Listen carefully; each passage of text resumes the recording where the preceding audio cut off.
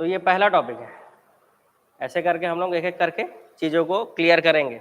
जब आप इकोनॉमिक्स पढ़ना चालू करते हो तो सबसे पहले आपको अर्थव्यवस्था के क्षेत्र पढ़ने होते हैं, प्राथमिक क्षेत्र, द्वितीयक क्षेत्र, तृतीयक क्षेत्र, वैसे ही कृषि, उद्योग, सेवा, ऐसा पढ़ना होता है। ठीक है, तो वो काफ़ी बड़ा चीज़ हो जाता है।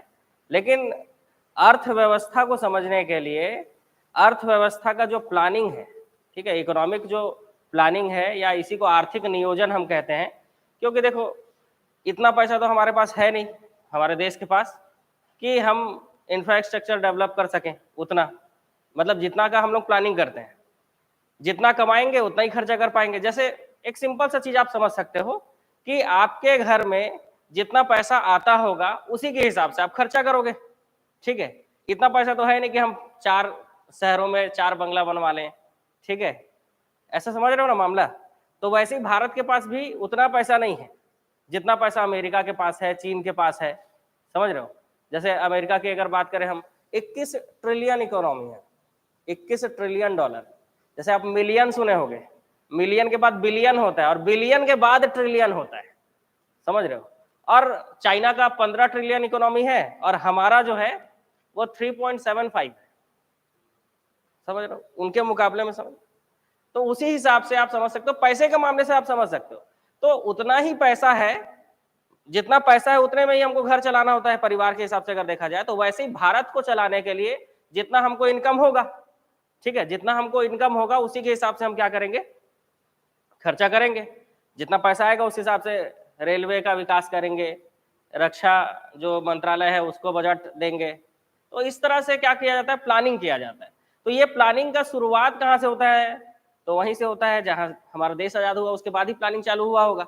ठीक है, तो सबसे पहले तो इस चीज को प्लानिंग करने वाले व्यक्ति कौन थे, या फिर बोलना चाहिए कि ये आर्थिक नियोजन अगर इसकी बात करें तो इसके जो शिल्पकार हैं या वास्तुकार है, मतलब शुरुआत किसने किया उसी को कहा जाता है शिल्पकार। पहले तो वंश में जैसे हम संस्थापक पढ़ते हैं कि इस वंश को इसने स्टार्ट किया ऐसा करके, तो वैसे ही भारतीय योजना का शिल्प या वास्तुकार किसे कहा जाता है, नेहरू जी को कहा जाता है। क्योंकि इन्होंने ही इस चीज को सोचा कि सीमित संसाधन है हमारे पास, ठीक है, रिसोर्स जितने हैं उसी में हमको क्या करना है, बराबर सब चीज को चलाना है। अब एक ही डिपार्टमेंट को या एक ही मंत्रालय को सारा पैसा दे देंगे तो बाकी मंत्रालय 5 साल के लिए बैठे रहेंगे क्या। ठीक है, तो इन्होंने सोचा कि जैसे सरकार जो है वो 5 साल के लिए होती है, तो हम क्या करेंगे, 5 साल के हिसाब से योजना बनाएंगे। ठीक है, हम क्या करेंगे, 5 साल के लिए योजना बनाएंगे। तो इसी को योजना आयोग के माध्यम से क्या किया गया, पंचवर्षीय योजनाएं चालू की गई। और इकोनॉमिक प्लानिंग में भारत का जो आर्थिक नियोजन है उसमें हम पंचवर्षीय योजनाओं को पहले पढ़ेंगे। फिर हमारे मोदी जी आ गए और उन्होंने योजना आयोग को खत्म कर दिया। तो पहले जो पंचवर्षीय योजनाएं थी ना वो अब खत्म हो गई है। ठीक है, उससे रिलेटेड अभी क्वेश्चन भी आया था मेरे ख्याल से, पंचवर्षीय योजना क्वेश्चन आया था, आया था ना, कौन सा लास्ट वाला आया था क्या,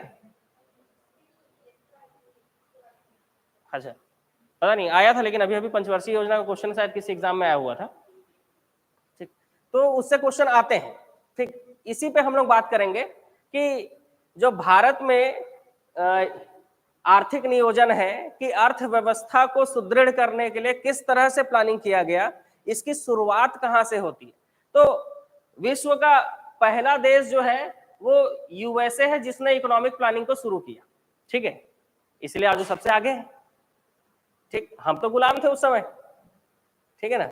और भारत का जो इकोनॉमिक प्लानिंग है वो रूस से प्रेरित है। हम लोग किसके तरफ से चलते हैं, रूस के जैसा चलाते हैं। जैसे रूस में इकोनॉमिक प्लानिंग होता है ना उसी हिसाब से हम लोग चलाते हैं। लेकिन अगर विश्व का पहला देश पूछ रहे तो यूएसए। और भारत का इकोनॉमिक प्लानिंग किस देश पर आधारित है पूछे तो रूस पर आधारित। ठीक है, इसके अलावा सबसे पहले अगर हम बात करें कि भारत में आर्थिक नियोजन आना चाहिए, इसके लिए सबसे पहले किसने वकालत की, किसने बातचीत शुरू किया, तो एम.एस. विश्वेश्वरैया ने 1934 में, कब जी, 1934 में इस चीज पर बात करना चालू किया, जब उन्होंने अपना बुक लिखा क्या, प्लान्ड इकोनॉमी फॉर इंडिया। इन्होंने इसमें पहली बार कहा कि भारत में 10 वर्षीय नियोजन होना चाहिए, मतलब भारत के अर्थव्यवस्था के विकास के लिए 10-10 वर्षों का प्लानिंग बनाना चाहिए कि इस आने वाले 10 सालों में हम ये करेंगे। अगले आने वाले 10 सालों में हम ये करेंगे। तो इन्होंने ही शुरुआत किया कि भारत की अर्थव्यवस्था को मजबूत करने के लिए, आप इसको परिवार जैसा समझ सकते हो अपने परिवार को, ठीक है, क्योंकि आपका परिवार है मान लो, तो आपका जो घर है उसके अर्थव्यवस्था को मजबूत करने के लिए किसी ना किसी को तो आगे बढ़ाना पड़ेगा ना, किसी ना किसी को सोचना पड़ेगा।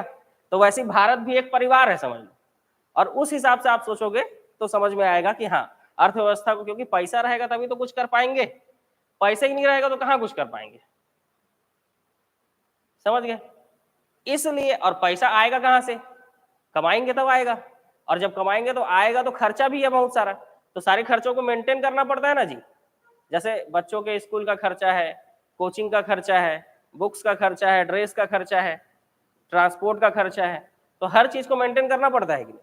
तो वैसे ही भारत में भी बहुत सारे खर्चे हैं, ठीक है, चाहे वो रेलवे के लिए हो, चाहे वो रक्षा के लिए हो, चाहे गृह मंत्रालय हो, जितने भी मंत्रालय है वो सब खर्चा है समझो, ठीक है, क्योंकि देश तो इन मंत्रालयों और इन विभागों के माध्यम से ही चल रहा है ना, ठीक।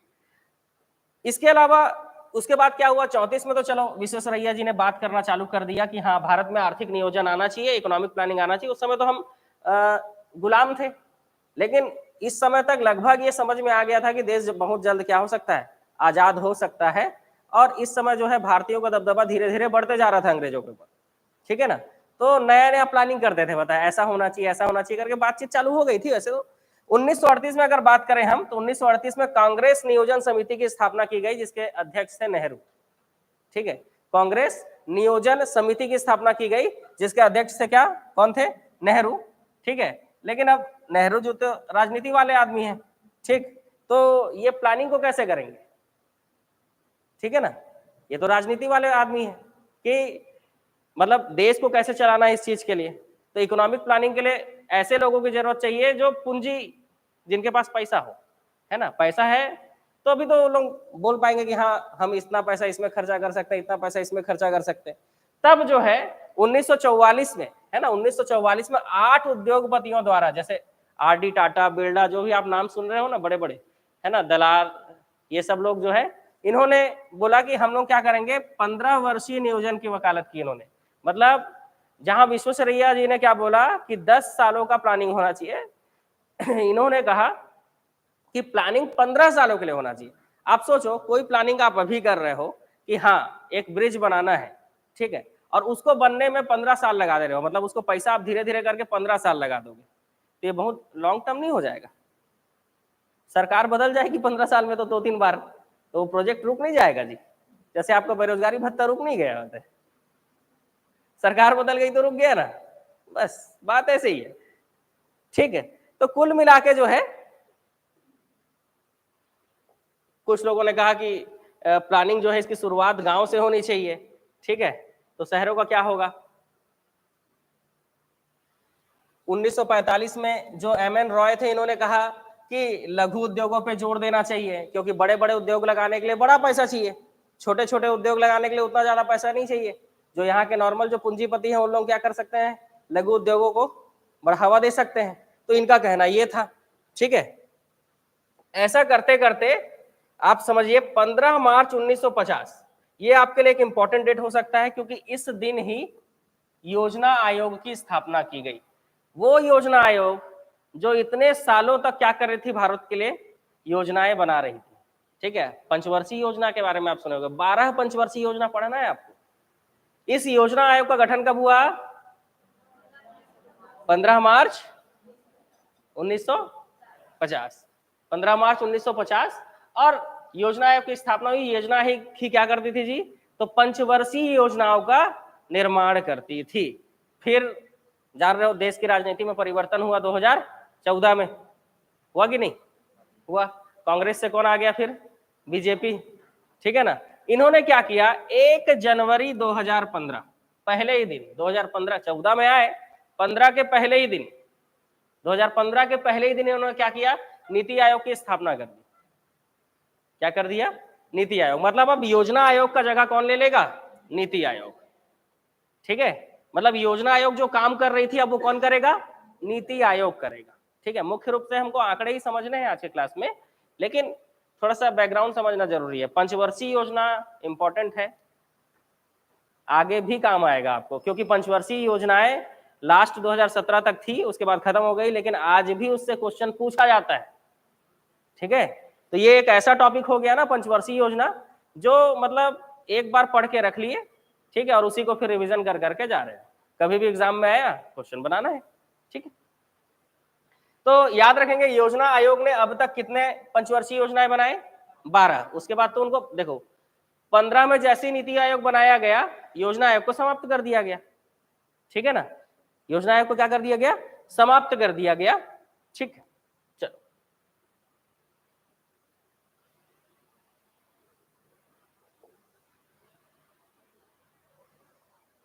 नीति आयोग के बारे में समझते हैं। ठीक है, देखो नीति आयोग का जो पूरा नाम है, नीति जो लिखते हैं ना NITI, national institution of transforming India,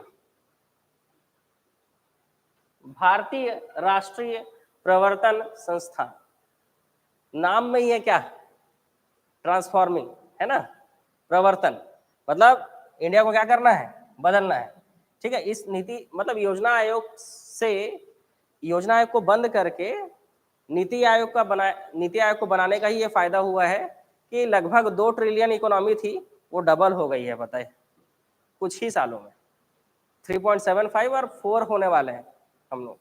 ठीक है, 4 ट्रिलियन की इकोनॉमी होने वाली, आगे समझ में आएगा आपको इसका क्या फायदा हुआ है इस चीज का। इसकी स्थापना अभी पढ़े हम, क्या पढ़े स्थापना बताओ? 1 जनवरी 2015। अब नीति आयोग जो बनाया गया, इससे क्या क्या क्वेश्चन पूछा जा सकता है आपसे? एक तो पूछा जा सकता है कि ये नीति आयोग जो है एक कमीशन है, तो इसका अध्यक्ष कौन होगा, उपाध्यक्ष कौन होगा, सदस्य कौन होंगे, ये सारी चीजें पूछी जा सकती है आपसे। ठीक है, तो नीति आयोग के बारे में अगर समझा जाए तो नीति आयोग को ऐसा कहा जा सकता है कि ये सरकार का थिंक टैंक है। ठीक है, सरकार आगे क्या करने वाली है ये सोचेगा कौन? नीति आयोग। ठीक है, आगे क्या प्लानिंग होना है ये कौन सोचेगा?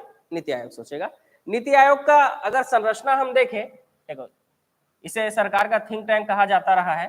ठीक है, एक सलाहकारी संस्था है। अगर इसकी संरचना देखें तो एक पदेन अध्यक्ष होगा, मतलब अध्यक्ष वही होगा जो प्रधानमंत्री होगा। अभी प्रधानमंत्री कौन है? इसलिए अध्यक्ष कौन होंगे? जो भी प्रधानमंत्री होगा वो इस आयोग का अध्यक्ष होगा।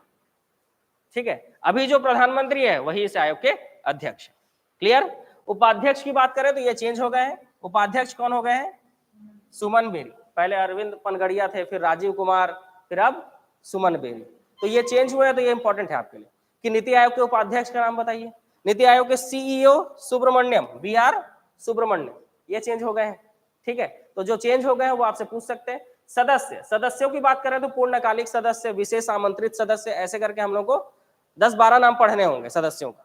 ठीक है, पूर्णकालिक सदस्य मतलब चुन लिए गए हैं, वो नीति आयोग में रहेंगे। ठीक है, अंशकालिक सदस्य मतलब जो जो उस डिपार्टमेंट से संबंधित है, उस डिपार्टमेंट का जो हेड है वो उसका सदस्य बनेगा। ठीक है, और विशेष आमंत्रित सदस्य मतलब अलग से जिनको बुलाया जाएगा इस आयोग में। तो ऐसे करके 3 भागों में बांटकर पढ़ना है। और इसके कार्यकारी जो परिषद है इसमें कौन होंगे? तो सभी राज्यों के मुख्यमंत्री,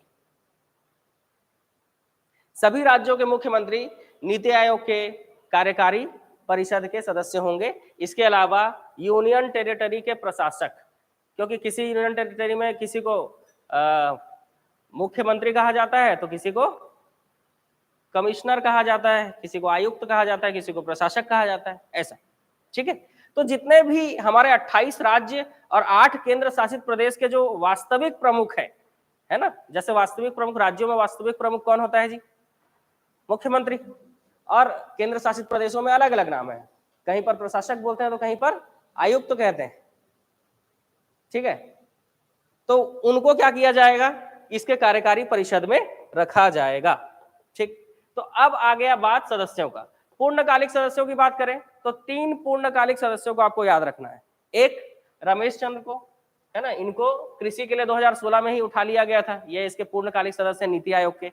वैसे ही सारस्वत जी, है ना, और RSP करके याद रखना है, P से पॉल, रमेश चंद्र, सारस्वत और पॉल, ये पूर्णकालिक सदस्य हैं। 4 पदेन सदस्य हैं, जो गृह मंत्री होगा, जो रक्षा मंत्री होगा, जो वित्त मंत्री होगा, जो कृषि मंत्री होगा। तो गृह मंत्री कौन है भाई? अमित शाह, रक्षा मंत्री राजनाथ सिंह, और वित्त मंत्री निर्मला सीतारमण, और कृषि मंत्री कौन है जी? अभी चेंज हुआ है क्या कृषि मंत्री कि वही है? बताओ, कृषि मंत्री चेंज किया गया क्या? एमपी का चुनाव लड़ने भेजा गया था ना इनको, बताओ तो। नरेंद्र सिंह तोमर थे कृषि मंत्री, वर्तमान में कौन है? इनको एमपी का चुनाव लड़ने भेजा गया था, है ना? एक मिनट, तुरंत चेक कर लेते हैं।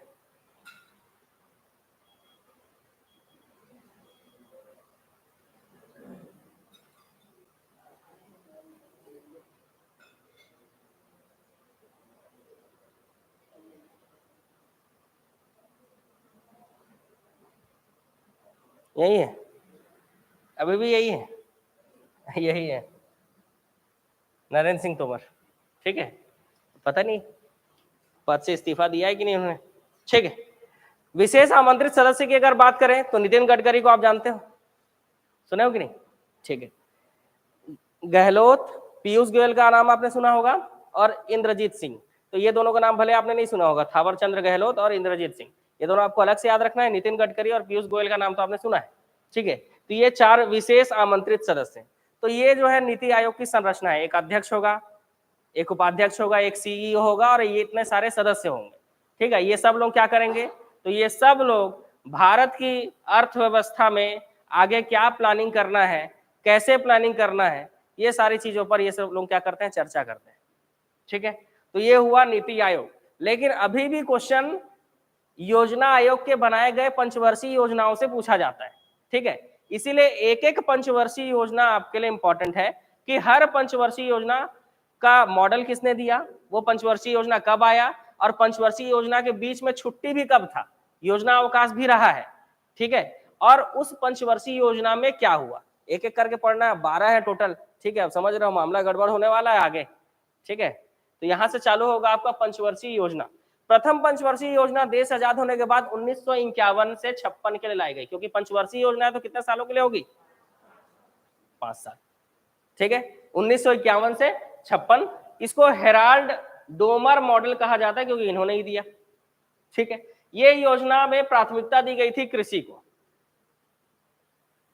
क्योंकि जब देश आजाद हुआ तो सबसे पहला जरूरत जो है वो खाने का था। इसीलिए पहले पंचवर्षीय योजना में किसको प्राथमिकता दिया गया? कृषि को, कि जितना भी पैसा है उसमें से अधिकतर पैसा किस पे खर्च करेंगे हम? कृषि विभाग में। ठीक है, जितना भी हमारे पास रिसोर्स है।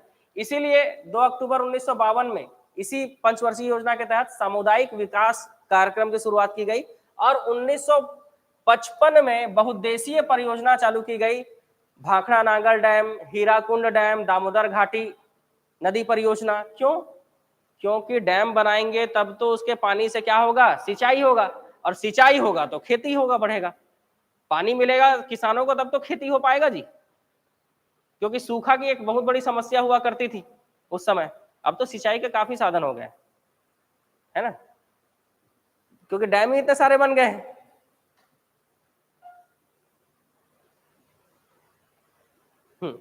तो मामला समझ में आया। पहला जो पंचवर्षीय योजना है वो 1951 से 56 के लिए था। कब आया भाई? 1951 में। 5 साल के लिए रहना था, इसीलिए रहा 56 तक।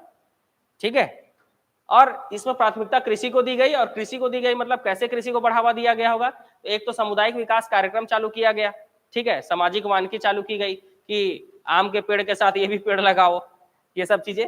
दूसरा, बहुउद्देशीय परियोजना, जिसमें 1955 में चालू किया गया, जैसे भाखड़ा नांगल, हीराकुंड, दामोदर घाटी, मतलब बड़े बड़े डैम बनाए गए। डैम इसलिए बनाए गए ताकि सिंचाई को डेवलप किया जा सके, ज्यादा से ज्यादा क्या हो सके? सिंचाई हो सके। सिंचाई ज्यादा होगा तो खेती अपने आप बढ़ जाएगा। तो इससे समझ में आ गया क्लियर कि ये खेती के लिए था पहला वाला। क्लियर है मामला? दूसरा बात करते हैं, दूसरी पंचवर्षीय योजना 1956 में लाई गई, क्योंकि पहला खत्म हो गया था, है ना। पहली पंचवर्षीय योजना खत्म, जो पैसा था 5 सालों के लिए लगा दिया हमने। 56 में जब दूसरी पंचवर्षीय योजना आई तो इस मॉडल को दिया था पीसी महालनोबिस, है ना। और ये प्रसिद्ध सांख्यिकी विद कहा जाता है इनको, ठीक है। कब जन्म हुआ था इनका बताओ जी। इन्हीं के नाम पर वो मनाया जाता है ना आपका, क्या मना, सांख्यिकी दिवस मनाया जाता है। हाँ बताओ, पीसी महालनोबिस। राष्ट्रीय सांख्यिकी दिवस मनाया जाता है हर साल इन्हीं के नाम पे, पीसी महालनोबिस। 29 जून, 29 जून, ठीक है। तो इनको याद रखना है, राष्ट्रीय सांख्यिकी दिवस भी याद रखना है।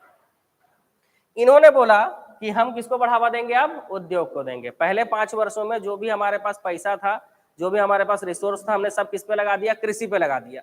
तो उद्योगों का भी बढ़ावा जरूरी है, इसीलिए इन्होंने बोला हम उद्योग को बढ़ावा देंगे, ठीक है। वैसे इनका सोच अच्छा था, इसीलिए 1956 में द्वितीय औद्योगिक नीति लाई गई और इस नीति के तहत भिलाई स्टील प्लांट को बनाया गया भारत और रूस के सहयोग से। किसको बनाया गया, भिलाई स्टील प्लांट को बनाया गया भारत और रूस के सहयोग से। वहीं राउरकेला स्टील प्लांट को बनाया गया भारत और जर्मनी के सहयोग से।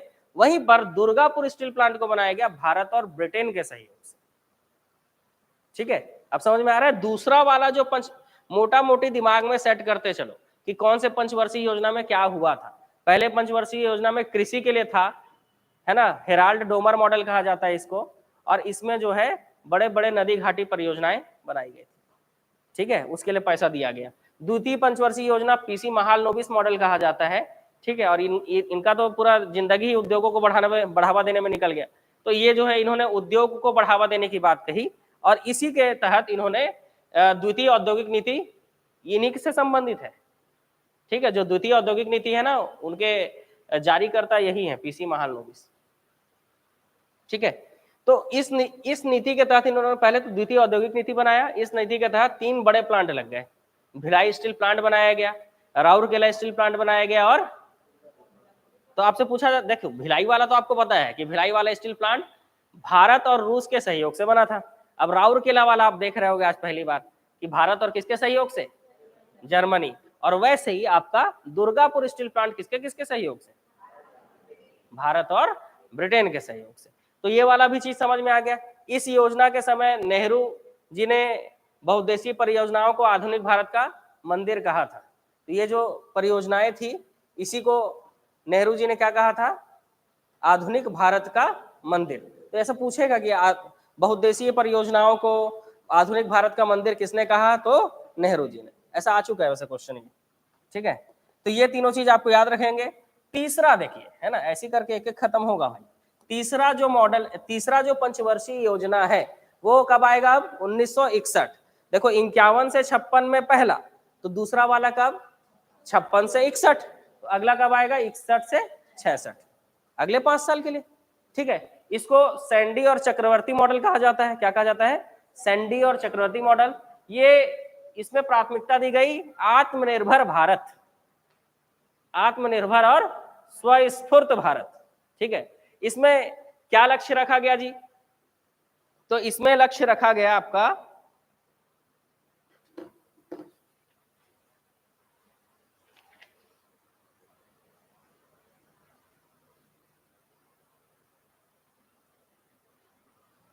जीडीपी। जीडीपी का जो ग्रोथ रेट है वो रखा गया, इसका लक्ष्य 5.6%, लेकिन प्राप्ति हुई कितनी, 2.8%।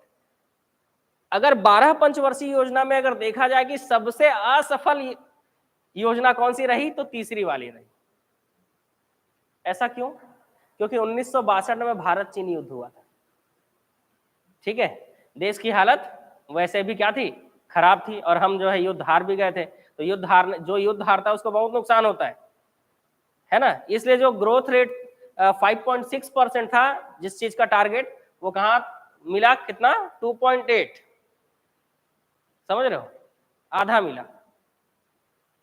ऐसा क्यों, क्योंकि 62 में भारत चीन युद्ध और 65 में भारत पाकिस्तान युद्ध हुआ था, और 65-66 में अकाल या सूखा पड़ गया था। मतलब ये पंचवर्षीय योजना बिल्कुल काल रहा बिल्कुल भारत के लिए, इसीलिए इसको अब तक की सबसे असफल योजना कहा जाता है। समझ गए क्यों असफल हुआ, समझ में आया। तीसरा मतलब जो भी रिसोर्सेस है, हमने पैसा लगाया इस पे, लेकिन अचानक से वो पैसा को वहां से निकालकर कहां लगाना पड़ा, युद्ध में। अब युद्ध होगा तो हाथ और तलवार से लड़ने थोड़ी ना जाएंगे जी, बारूद बम गोली खरीदना पड़ेगा कि नहीं, सीधी सी बात है। ठीक, इसके अलावा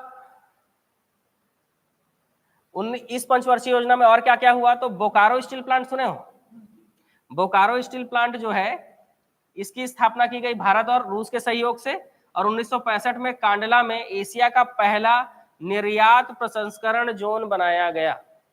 ठीक है, कांडला बंदरगाह कहाँ है जी, कहाँ है, गुजरात में। ठीक है, कांडला बंदरगाह कहाँ है, गुजरात में। चलो, जैसे ही ये योजना असफल हुई, तीसरी पंचवर्षीय योजना जैसे ही असफल हुई, योजना अवकाश दिया गया। क्या दिया गया, योजना अवकाश, मतलब अभी थोड़ा रुक जाते हैं, क्या है, पैसा है नहीं तो, जब समझ रहे हो घर में पैसा है नहीं तो खर्चा रोक लेना चाहिए, बताए, नहीं तो फिर आगे बहुत दिक्कत होगा भाई। तो योजना अवकाश रहा 66 से 69, 66 से 69, 3 साल ये योजना अवकाश रहा। क्यों, क्योंकि युद्ध से वित्तीय स्थिति कमजोर हो गई थी। ठीक है, ये इस योजना अवकाश के दौरान अब वित्तीय स्थिति कमजोर हो गई तो खाने के लिए तो चाहिए ना, इसलिए हरित क्रांति की शुरुआत हुई इस समय। हरित क्रांति, हरित क्रांति क्या था जी, कि वो बेस्ट क्वालिटी के जो बीज हैं, है ना, HYSD बीज होते थे, ठीक है, वो उन बीजों से ज्यादा क्या हो सकते, सघन मात्रा में खेती हो सके। एकड़ जमीन में कितना क्विंटल धान होता है जी, किसान लोग बताओ, 20 से 25 क्विंटल होता है एक एकड़ में, कम नहीं होता है,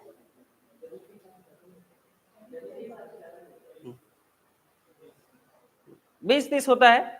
तो इस समय हरित क्रांति में दुगना करने का लक्ष्य रखा गया, जहां 20 होता है वहां कितना होगा, 40 होगा, समझ। तो ये हरित क्रांति की शुरुआत की गई, क्यों की गई समझ में आ रहा है ना, वित्तीय स्थिति कमजोर थी।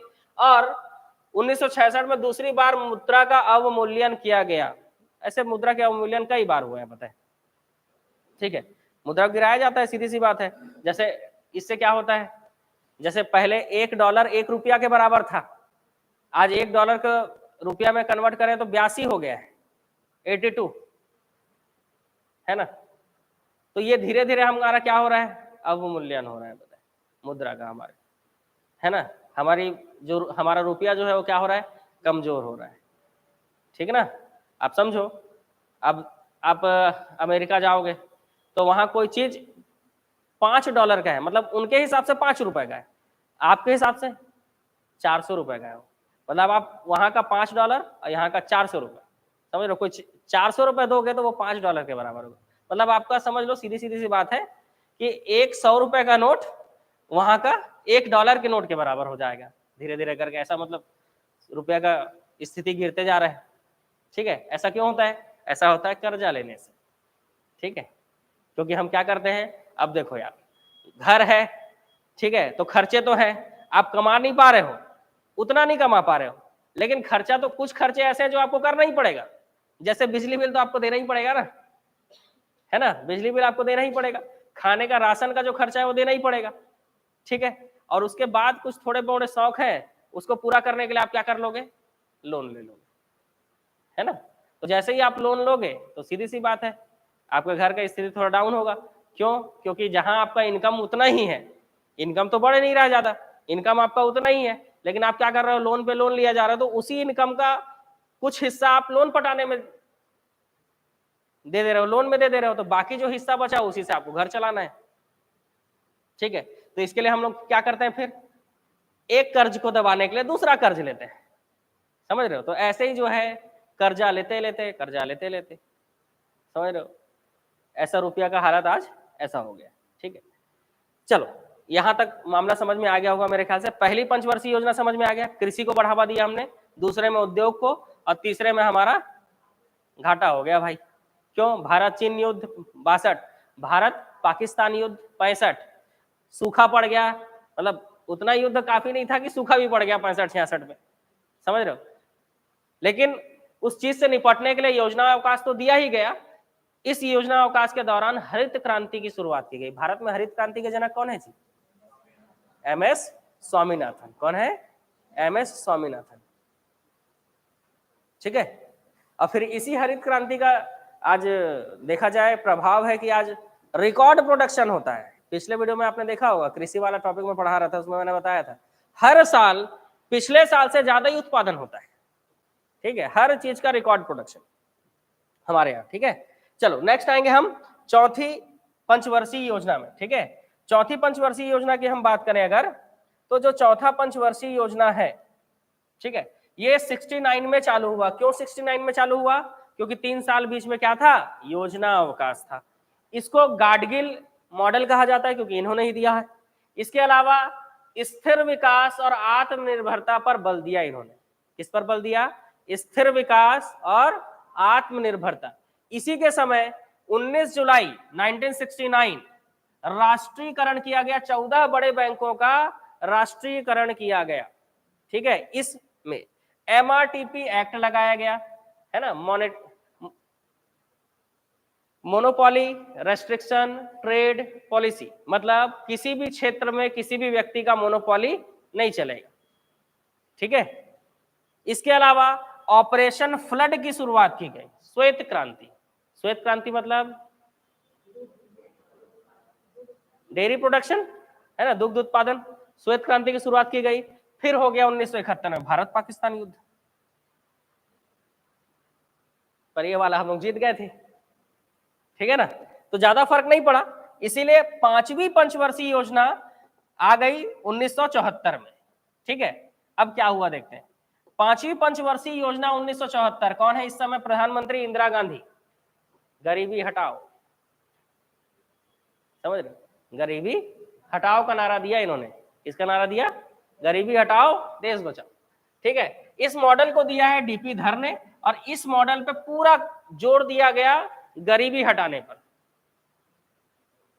क्योंकि इससे पहले ही 71 में पहली बार ऐसा हुआ था कि जितना हम निर्यात करते हैं उससे कम हमने आयात किया, और पहली बार 100 करोड़ से ज्यादा हमने कमाया था। अभी तो घाटे का ही चलता है, हम ज्यादा मतलब निर्यात कम करते हैं, आयात ज्यादा करते हैं, मतलब खरीदते ज्यादा है बेचते कम है। जबकि एक देश की अर्थव्यवस्था को मजबूत करने के लिए खरीदारी कम होना चाहिए और बेचना ज्यादा चाहिए। ठीक है, निर्यात ज्यादा होना चाहिए। ठीक है, 2 बार ऐसा हुआ है देश में, वो भी इंदिरा गांधी के टाइम पे ही हुआ है दोनों बार, कि देश में प्लस में ये चीजें हुई है, मतलब निर्यात ज्यादा आयात कम, मतलब बेनिफिट। ठीक है, उसके बाद आज तक नहीं हुआ, पहले भी नहीं हुआ था, अभी तक नहीं हुआ, और पता नहीं कभी होगा कि नहीं। ठीक है, आंकड़े बताएंगे आपको, इस साल के तो आंकड़े मैं आपको बता ही दूंगा, तो आंकड़ों से आप खुद डिसाइड कर सकते हो कि कितने बिलियन डॉलर का हम एक्सपोर्ट करते हैं और कितने बिलियन डॉलर का इंपोर्ट करते हैं और कितना हमारा घाटा होता है। ठीक है, चलो बात करते हैं पांचवी पंचवर्षीय योजना, ये तो हो गया ना।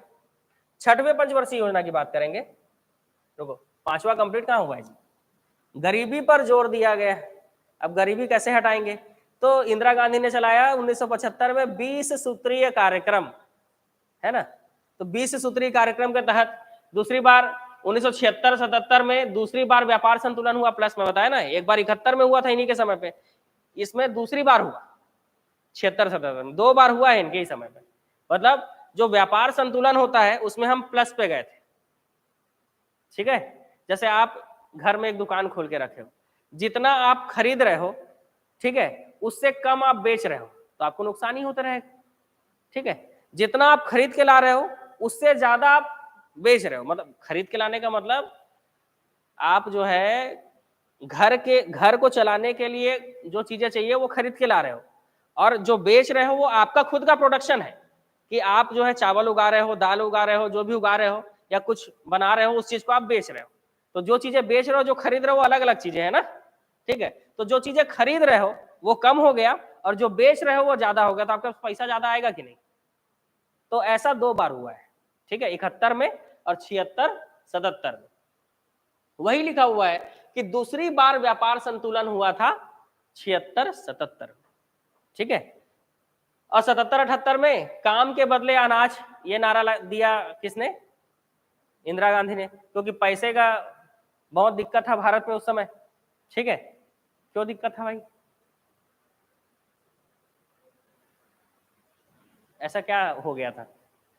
कि 77-78 में काम के बदले अनाज, क्योंकि मतलब कोई व्यक्ति अगर तुम्हारे यहाँ काम कर रहा है तो पैसा के बजाय उसको क्या कर दो, खाना दे दो कम से कम, क्योंकि उस पैसे से वो खाना खरीद पाएगा अभी कि नहीं। क्योंकि इस समय देश में क्या चल रही थी, गरीबी, तो पैसा कहाँ रहेगा देश के पास।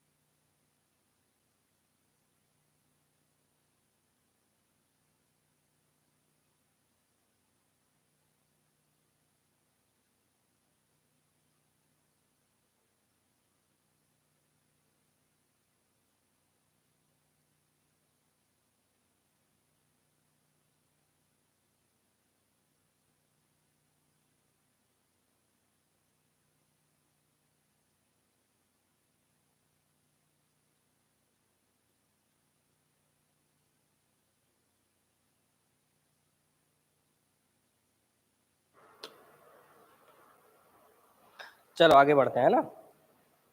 तो देश में क्या चल रहा था जी, गरीबी, ठीक है। तो पैसा कहाँ से रहेगा लोगों के पास, तो गरीबी है। कोई भूखा मत मर जाए, कम से कम कुछ काम कर ले तो उसको क्या मिल जाए, खाना मिल जाए, ठीक है।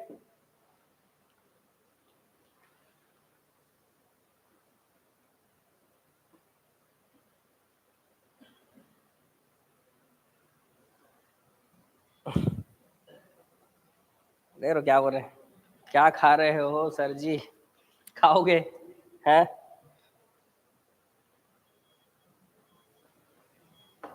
चलो आगे बढ़ते हैं ना। देखो, पांचवी पंचवर्षीय योजना के दौरान आरआरबी रीजनल रूरल बैंक की स्थापना की गई 2 अक्टूबर 1975। आरआरबी की संख्या धीरे धीरे घटते जा रही है, ठीक है। क्षेत्रीय ग्रामीण बैंक कहा जाता है इसको, क्या कहा जाता है, क्षेत्रीय ग्रामीण बैंक, ठीक है। इसके बाद आप जान रहे हो कि 75 में इमरजेंसी भी लगाया था ना, ठीक है, इमरजेंसी भी लगा था। तो इमरजेंसी भी लगा था, इस कारण जो है आप जान रहे हो कि किसकी सरकार आ गई थी, जनता पार्टी की सरकार आ गई थी, है ना। इंदिरा गांधी को हटाकर किसकी सरकार सत्ता में आ गई थी, जनता पार्टी की सरकार सत्ता में आ गई थी। तो इन्होंने 1978, देखो ये पांचवी वाली पंचवर्षीय योजना पूरी नहीं हो पाई, क्यों नहीं हो पाई, क्योंकि इंदिरा गांधी की सरकार गिर गई, ठीक है। और किसकी सरकार आ गई, मोरारजी देसाई, है ना। प्रधानमंत्री कौन बने, मोरारजी देसाई, जनता पार्टी की सरकार, किसकी सरकार, जनता पार्टी की सरकार, ठीक है। और इस सरकार में गुन्नार जी ने अपना मॉडल प्रस्तुत किया और इसके तहत इन्होंने क्या किया, कुछ कुछ चीजें बदल दी कि हाँ योजना आयोग के माध्यम से नहीं करेंगे, अपने तरफ से चलाएंगे, क्योंकि वैसे भी इनको भी पता होगा कि हम ज्यादा दिन तक तो टिक नहीं पाएंगे शायद तक। तो इन्होंने जो योजना लाया पांचवी और छठवीं के बीच में, इसको अनवरत योजना कहते हैं। इसको क्या कहते हैं, अनवरत योजना, इसको भी याद रखिएगा। तो एक योजना अवकाश आपने देखा था, ठीक है, और ये क्या है, अनवरत योजना है, ठीक है। ये अचानक से आ गया, इसीलिए अनवरत योजना याद रखिएगा। क्यों, क्योंकि इंदिरा गांधी की सरकार गिर गई थी और किसकी सरकार आ गई थी, मोरारजी देसाई की सरकार आ गई। चलो फिर मोरारजी देसाई की सरकार भी गई, 80 में फिर से बैक कौन, इंदिरा गांधी, फिर से बैक, है ना। तो छठवीं पंचवर्षीय योजना फिर उन्होंने बनाया 80 से 85। अब आगे कुछ नहीं होता तो कितना अच्छा होता नहीं याद करने में, 80 से 85, फिर 85 से 90 ऐसा करके, पर ऐसा नहीं होगा, ठीक है, ज्यादा खुश मत हो, फिर कुछ ना कुछ हो जाएगा। तो 80 वो डेट था, 1980 का दशक, जहां पर यहाँ पर आपको दिखेगा कि हाँ यहाँ से ऐसे ही रहता तो अच्छा रहता, नहीं याद करने में आसानी होता कि नहीं, नहीं है, लेकिन क्या कर सकते हैं, आगे बदल जाएगा चीजें। 80 से 85, 85 से 90, 90 से 92, तो मामला गड़बड़ हो गया। छठवां और सातवां बढ़िया चला 5-5 साल, ठीक है। इसको आप गाडगिल और लकड़ वाला मॉडल कहते हो, और इसको कहते हो आपको मिलर मॉडल, ठीक है। इसमें गरीबी निवारण प्लस रोजगार पर वर्क किया गया, और सातवें जो पंचवर्षीय योजना है इसमें ऊर्जा और विज्ञान को बढ़ावा दिया गया, ठीक है।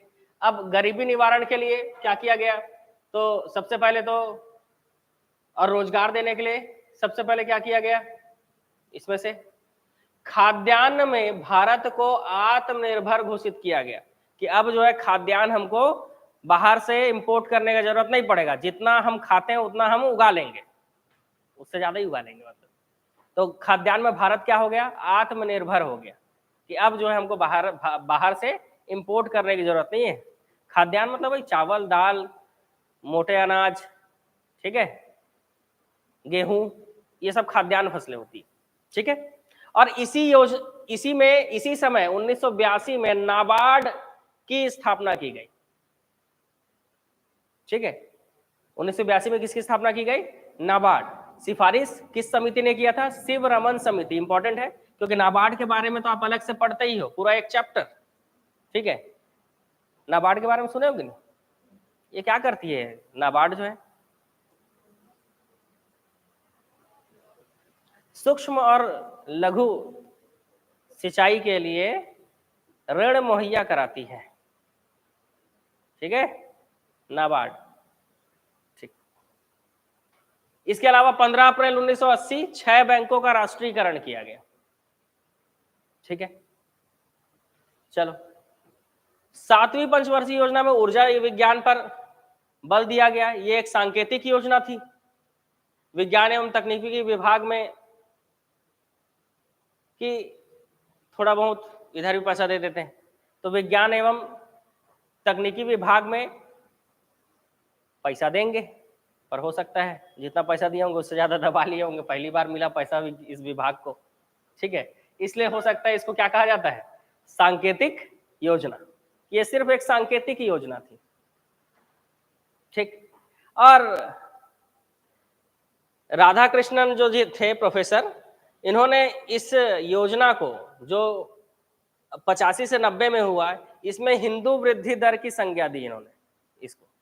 अब उन्होंने क्या सोच कर दिया, अब यही समझेंगे कि इन्होंने क्या बोला इस योजना को, हिंदू वृद्धि दर, क्योंकि इस योजना में कुछ भी नया चीज आपको नहीं दिख रहा है कि इस 5 साल में कुछ ऐसा स्पेशल हुआ होगा, है ना, नहीं लग रहा है। अभी तक हम लोग हर योजना में कुछ ना कुछ पढ़ रहे थे, और इस योजना में ऊर्जा विज्ञान और बस एक सांकेतिक योजना, विज्ञान एवं तकनीक को बढ़ावा देंगे करके, बस ऐसा करते करते आप 90 पहुंच गए, 1990 का दशक, समझ रहे हो। 1990 में क्या हुआ था,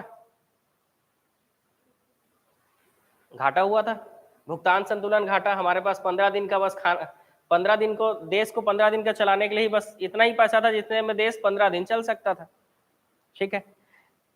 चलो, ऐसे में योजना अवकाश दिया गया, क्योंकि पैसा तो है ही नहीं देश के पास, इसीलिए योजना अवकाश दिया गया। आया मामला समझ में कि क्यों योजना अवकाश दिया गया, क्योंकि 1990 में ही हमारे पास, मतलब हम लोग क्या करते थे, बेचते कम थे, खरीदते ज्यादा थे। इससे धीरे धीरे हमारा क्या हो गया, जो विदेशी मुद्रा भंडार है, विदेशी मुद्रा भंडार, जैसे आज वर्तमान में विदेशी मुद्रा भंडार 563 बिलियन डॉलर है। कितना है, 563 बिलियन डॉलर है हमारे पास।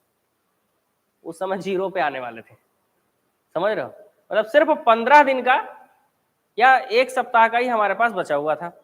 उस समय हमने 400 टन सोना बेचा था हॉलैंड को, ठीक है। कितना सोना, 400 टन।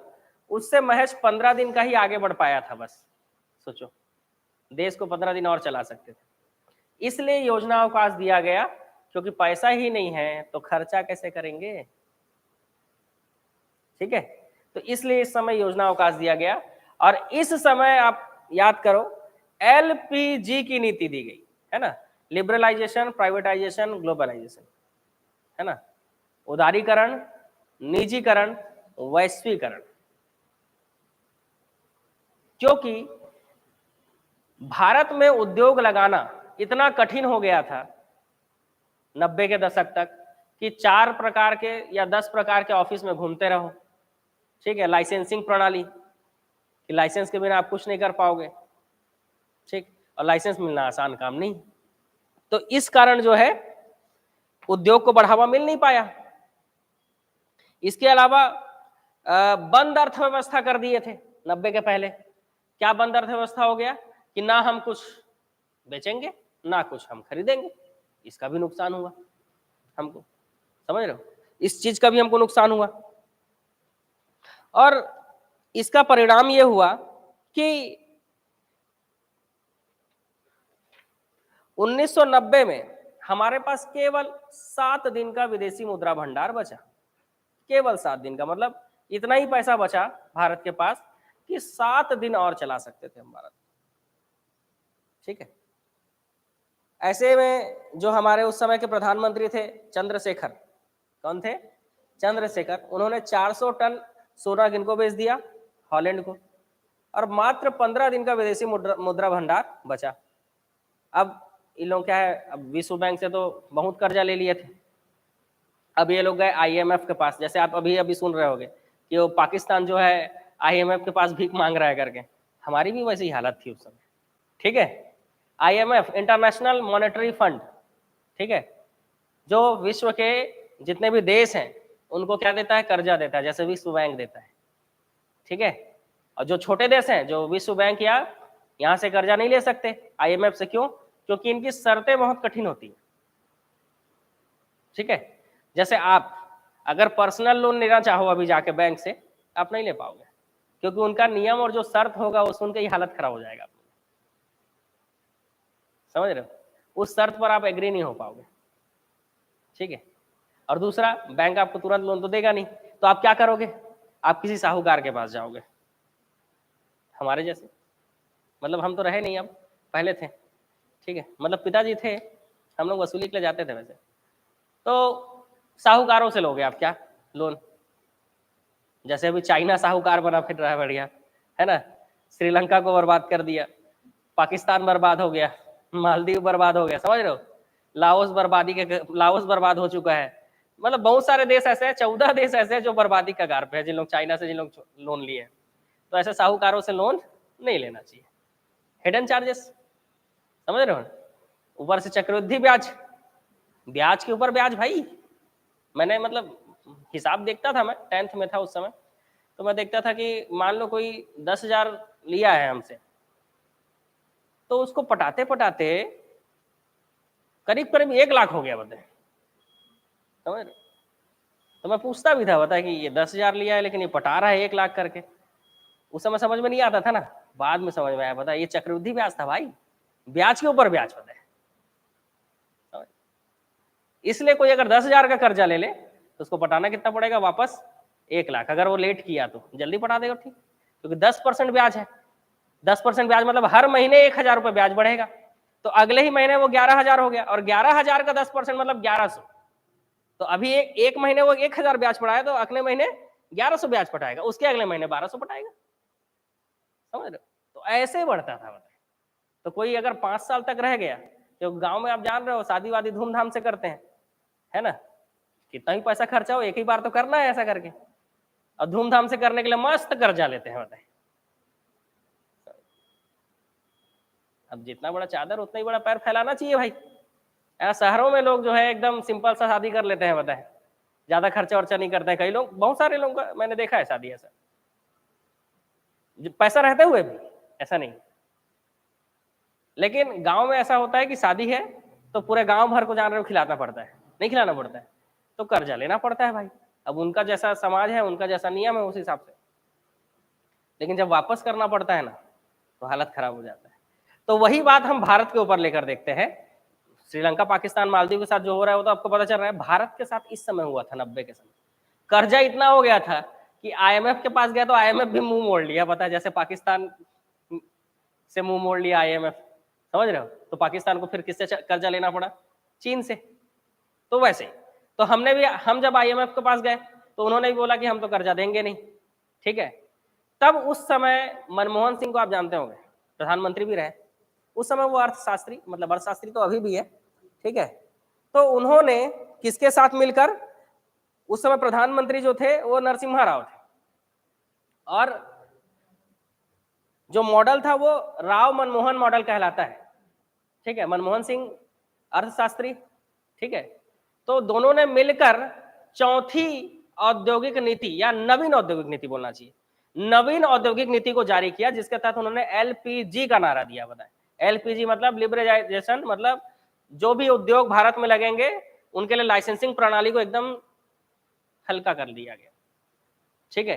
प्राइवेटाइजेशन मतलब पहले सिर्फ एम्बेसडर कार ही दिखती थी भारत में, बाकी कंपनियों को भी आने का मौका मिला, ठीक है। एक समय था कि बस एम्बेसडर कार ही दिखता था।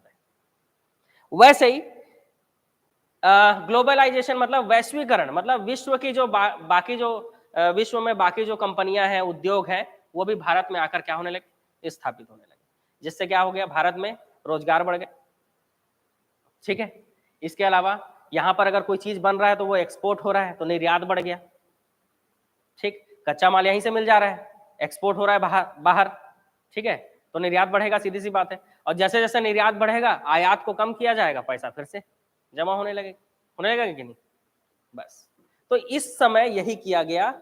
ये नवीन औद्योगिक नीति की अगर हम बात करें तो ये यहीं पे लिखा हुआ है, देखो, नवीन औद्योगिक नीति, राव मनमोहन मॉडल कहते हैं इसको, क्या कहते हैं, राव मनमोहन मॉडल।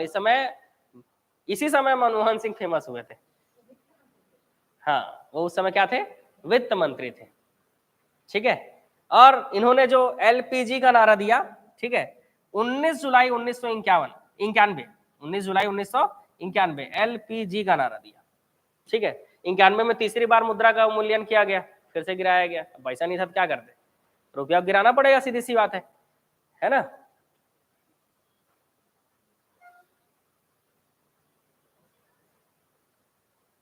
चलो आगे बढ़ते हैं, मामला समझ में आया। योजना अवकाश 1990-92 का अब फिर से चालू, अब बराबर चलेगा, अब कुछ दिक्कत नहीं है, ठीक है, अब एकदम बराबर चलेगा। 92 से 97 8वां, 97 से 2002 9वां, 2002 से 2007 10वां, 11वां 7 से 12, और 12वां जो है वो 12 से 17, एकदम बराबर चलेगा। इसके बाद 92 से बिल्कुल बराबर, ठीक है। चलो एक एक करके हम लोग इसको डिटेल करते हैं। सबसे पहले हम आ जाते हैं कौन सी योजना में, 8वीं पंचवर्षीय योजना में, जो 92 से चालू हुआ, है ना। मिलर साहब को फिर बुलाया गया, मानव संसाधन का विकास किया जाएगा, ये कहा गया। इस समय लक्ष्य रखा गया, जो जीडीपी का ग्रोथ रेट है वो 5.6%, लेकिन प्राप्त हुआ, पलट दो, 6.5%, सफल हो गया। क्या हो गया, सफल हो गया, 92 से 97 वाला जो था, ठीक है।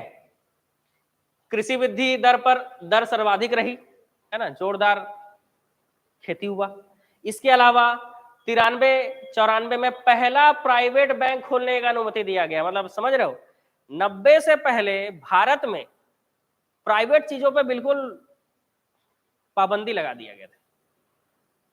क्यों, कहीं हम फिर से ना गुलाम हो जाए, समझ रहे हो, इस डर के कारण,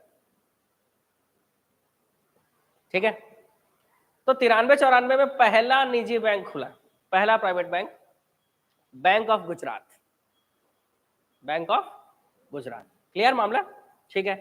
अगला 9वीं पंचवर्षीय योजना, प्रणब मुखर्जी को जानते हो आप, ठीक है। इन्होंने ये मॉडल प्रस्तुत किया, ठीक है, कि हम जो भी हमारे रिसोर्स हैं उसका न्यायपूर्ण वितरण करेंगे एवं समानता के साथ विकास करेंगे। हो सकता है उस समय देश में असमानता फैल गई हो, ठीक, तो इनको कहना पड़ा। लक्ष्य 6.5 का था, क्योंकि पिछले बार में 6.5 मिल गया था, तो इन्होंने लक्ष्य उतना ही रखा। प्राप्ति कितना हुआ,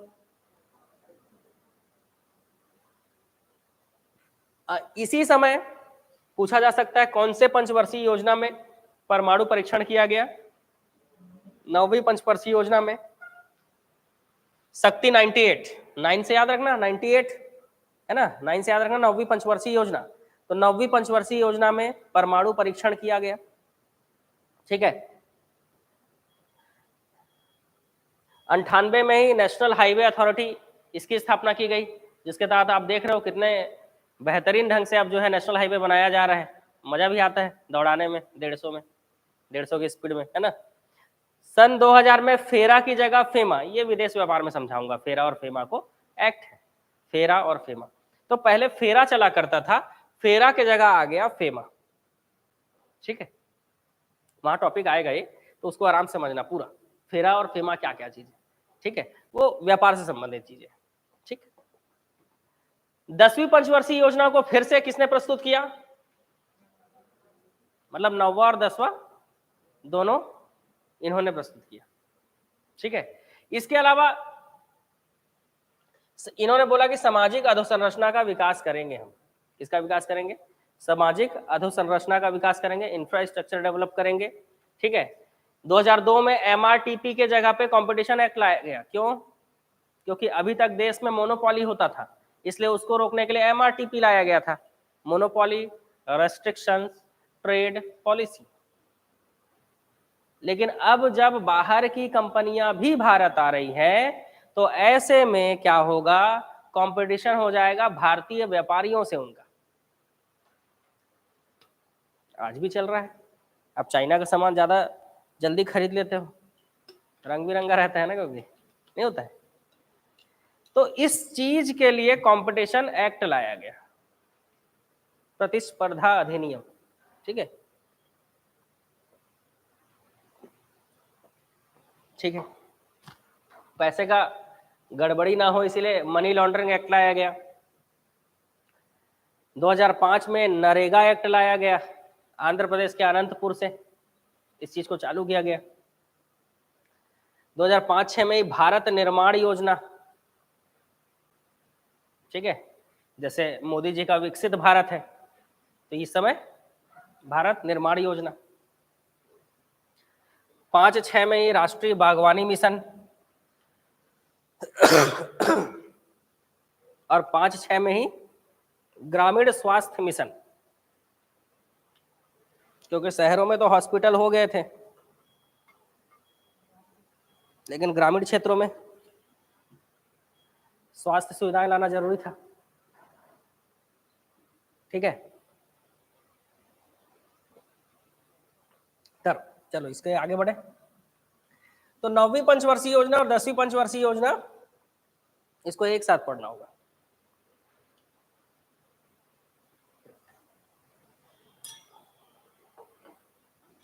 उड़ जा रहा है क्या ऊपर से, उड़ेगा आज के क्लास में थोड़ा सा, क्योंकि अब समझ रहे हो टाइम कम है, पढ़ना ज्यादा है।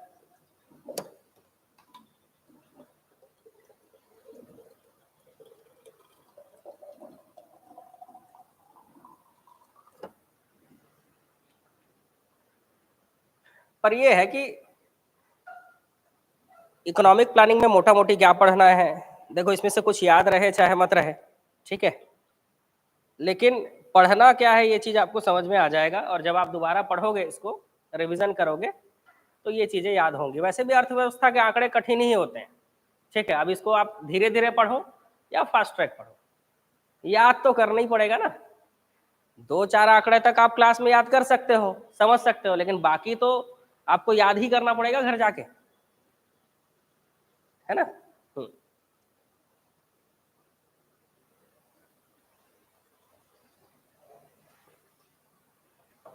चलो आगे बढ़े। तो बहुत सारी चीजें की गई इस समय सामाजिक अधोसंरचना के विकास के अंतर्गत। चलो 11वीं पंचवर्षीय योजना 2007 में लाया गया, 2007 से 12, इसको भी मुखर्जी मॉडल कहा जाता है। तीव्र गति से समावेशी विकास करेंगे।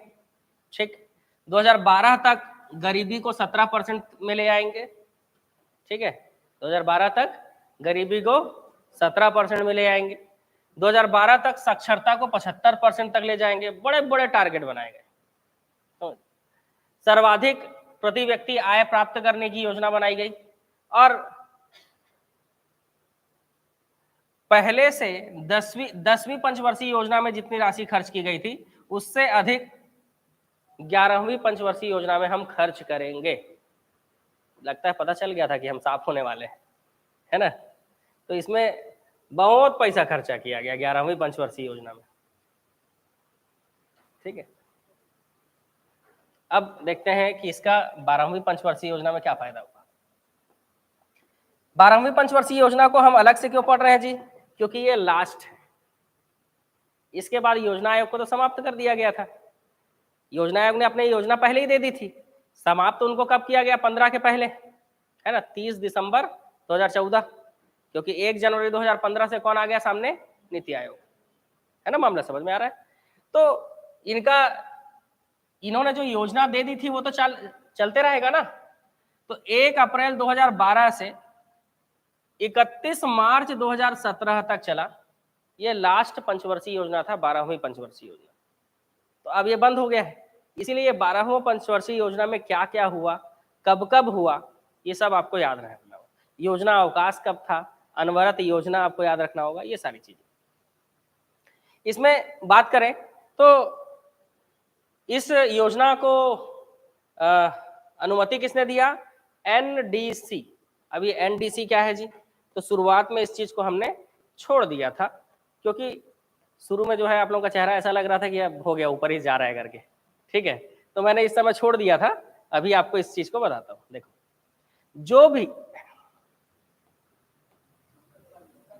और ऊपर ना, हाँ देखो, जो भी पंचवर्षीय योजना आयोग बनाती थी, उस पंचवर्षीय योजना को अनुमति प्रदान करती थी एनडीसी, नेशनल डेवलपमेंट काउंसिल, राष्ट्रीय विकास परिषद, जिसकी स्थापना 6 अगस्त 1952 को की गई थी। मतलब योजना आयोग जो भी योजना बनाती थी, पहली पंचवर्षीय योजना बना, दूसरा बना, तीसरा बना, चौथा बना, जितना भी योजना बना, इसको अनुमति देने का काम किसका था? एनडीसी का था। ठीक है, इसको अनुमति देने का काम क्या था? एनडीसी का था।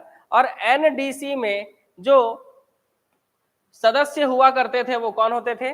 सभी राज्यों के सीएम और यूनियन टेरिटरी के प्रशासक। समझ गए?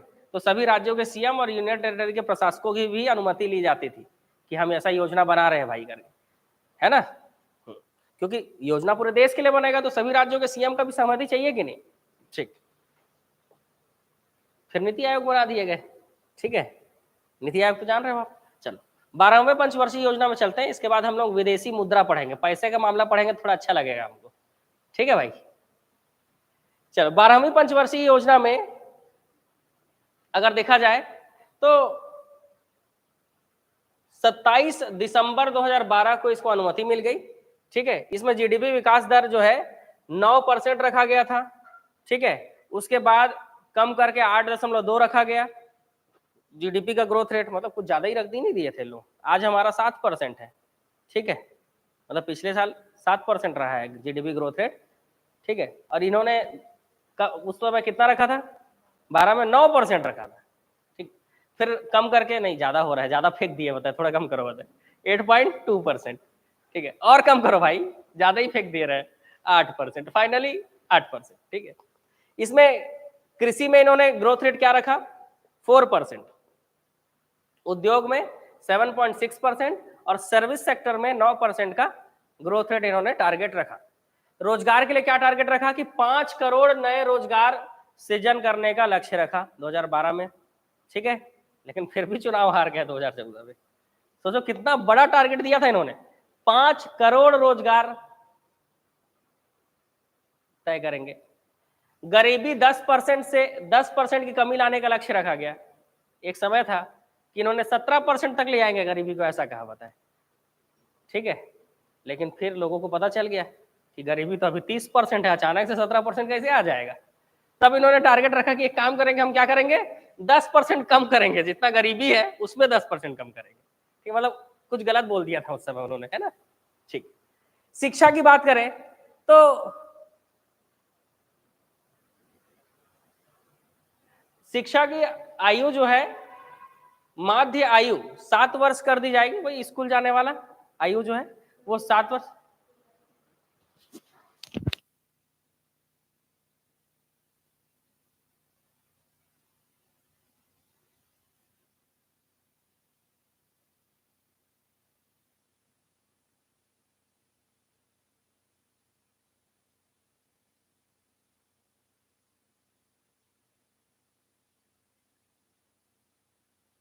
वैसे भी एक्स्ट्रा क्लास चल रहा है, और ऐसा क्लास चल रहा है कि आपको शनिवार को अब से आने में डर लगेगा, बताए। ठीक है, मन की बात छीन लिया मैंने। ठीक है, ठीक, हाँ तो आगे बढ़े, यहाँ तक का मामला ठीक है। चीटिंग हो गया नहीं, आप लोगों को मस्त जो है तमिलनाडु, केरल, महाराष्ट्र और कर्नाटक पढ़ाऊंगा बोल के बुला लिया और इकोनॉमिक्स पढ़ाया जा रहा हूँ। नहीं तो इकोनॉमिक्स बोलता तो आप लोग आते नहीं ना, बताए, इसीलिए आप लोगों के साथ जो है कभी कभी धोखा करना पड़ता है। अब भाग तो पाओगे नहीं, क्योंकि गेट यहाँ पे गुजर के जाने के लिए हिम्मत चाहिए, अब भाग तो वैसे भी नहीं पाओगे। चलो आगे बढ़े। तो उच्च शिक्षा में हम 20,000 नए सीट का सृजन करेंगे, ये इन्होंने टारगेट रखा। शिशु मृत्यु दर जो है 52 था, उसको 25 करने का लक्ष्य रखा इन्होंने प्रति 1000 पर। जितने भी बच्चे पैदा हो रहे हैं 1000 में 52 बच्चों की मृत्यु हो जाया करती थी, तो उसको कम करके इन्होंने क्या लक्ष्य रखा, 25। मातृत्व मृत्यु दर पहले 3 था, उसको कम करके 1। बाल लिंगानुपात पहले 930 था, इसको 950 करने का लक्ष्य रखा गया। मतलब 1000 लड़कों में, मतलब 1000 लड़के पैदा हो रहे हैं तो 930 लड़कियां, तो इसको हम लोग क्या करेंगे, बढ़ाएंगे, क्योंकि बढ़ाना जरूरी है इक्वल करने के लिए, है ना। यही लिंगानुपात आज पढ़ते हो, उसमें आया था क्वेश्चन, अभी नहीं आया था क्वेश्चन इसमें पीएससी में जी, किस जिले का लिंगानुपात ज्यादा है। अब इसका भी क्वेश्चन आया था, बताइए, पंचवर्षीय योजना का, आप लोग बता नहीं रहे हो भले, है ना। 12वीं पंचवर्षीय योजना आया था ना, ये आया था, बताए, मेरे को ध्यान आ रहा है क्योंकि आया था करके, ठीक है। चलो, प्रजनन दर 2.1% और 30,000 अक्षय ऊर्जा का उत्पादन करने का लक्ष्य रखा गया। बड़ा बड़ा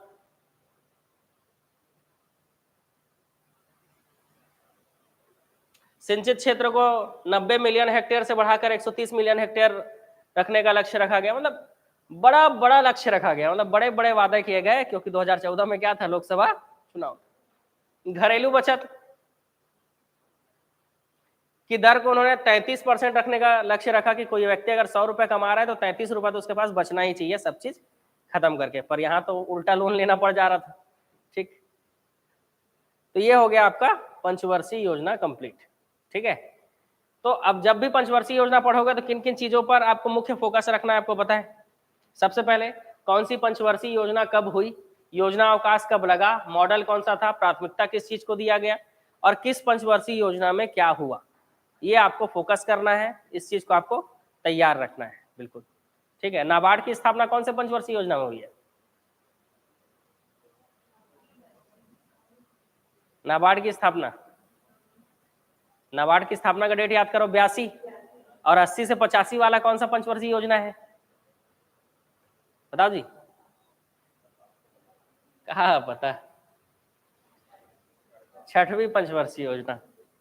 इसका मतलब ये मान के चलो कि ऊपर जा रहा है, ठीक। चलो कुछ इंटरेस्टिंग टॉपिक लेते हैं, ठीक है, ये पढ़ाना जरूरी था, ठीक है। अब कुछ मजेदार टॉपिक लेते हैं।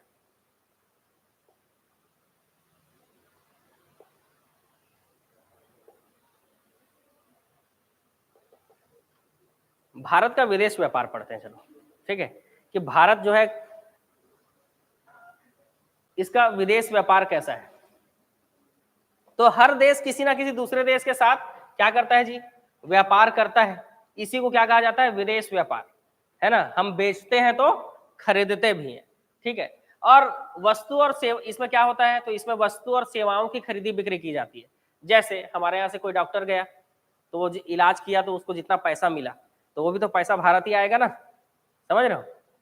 जैसे हमने कोई वस्तु बेचा तो पैसा आया जो, वो भारत आया। तो वस्तु और सेवा का मतलब समझ लो, वस्तु मतलब कोई सामान, और सर्विस मतलब, सर्विस बेचना मतलब हमारे तरफ से जो डॉक्टर जा रहे हैं, इंजीनियर जा रहे हैं, ठीक है, दूसरे देश, और पैसा जो कमा के ला रहे हैं, समझ गए।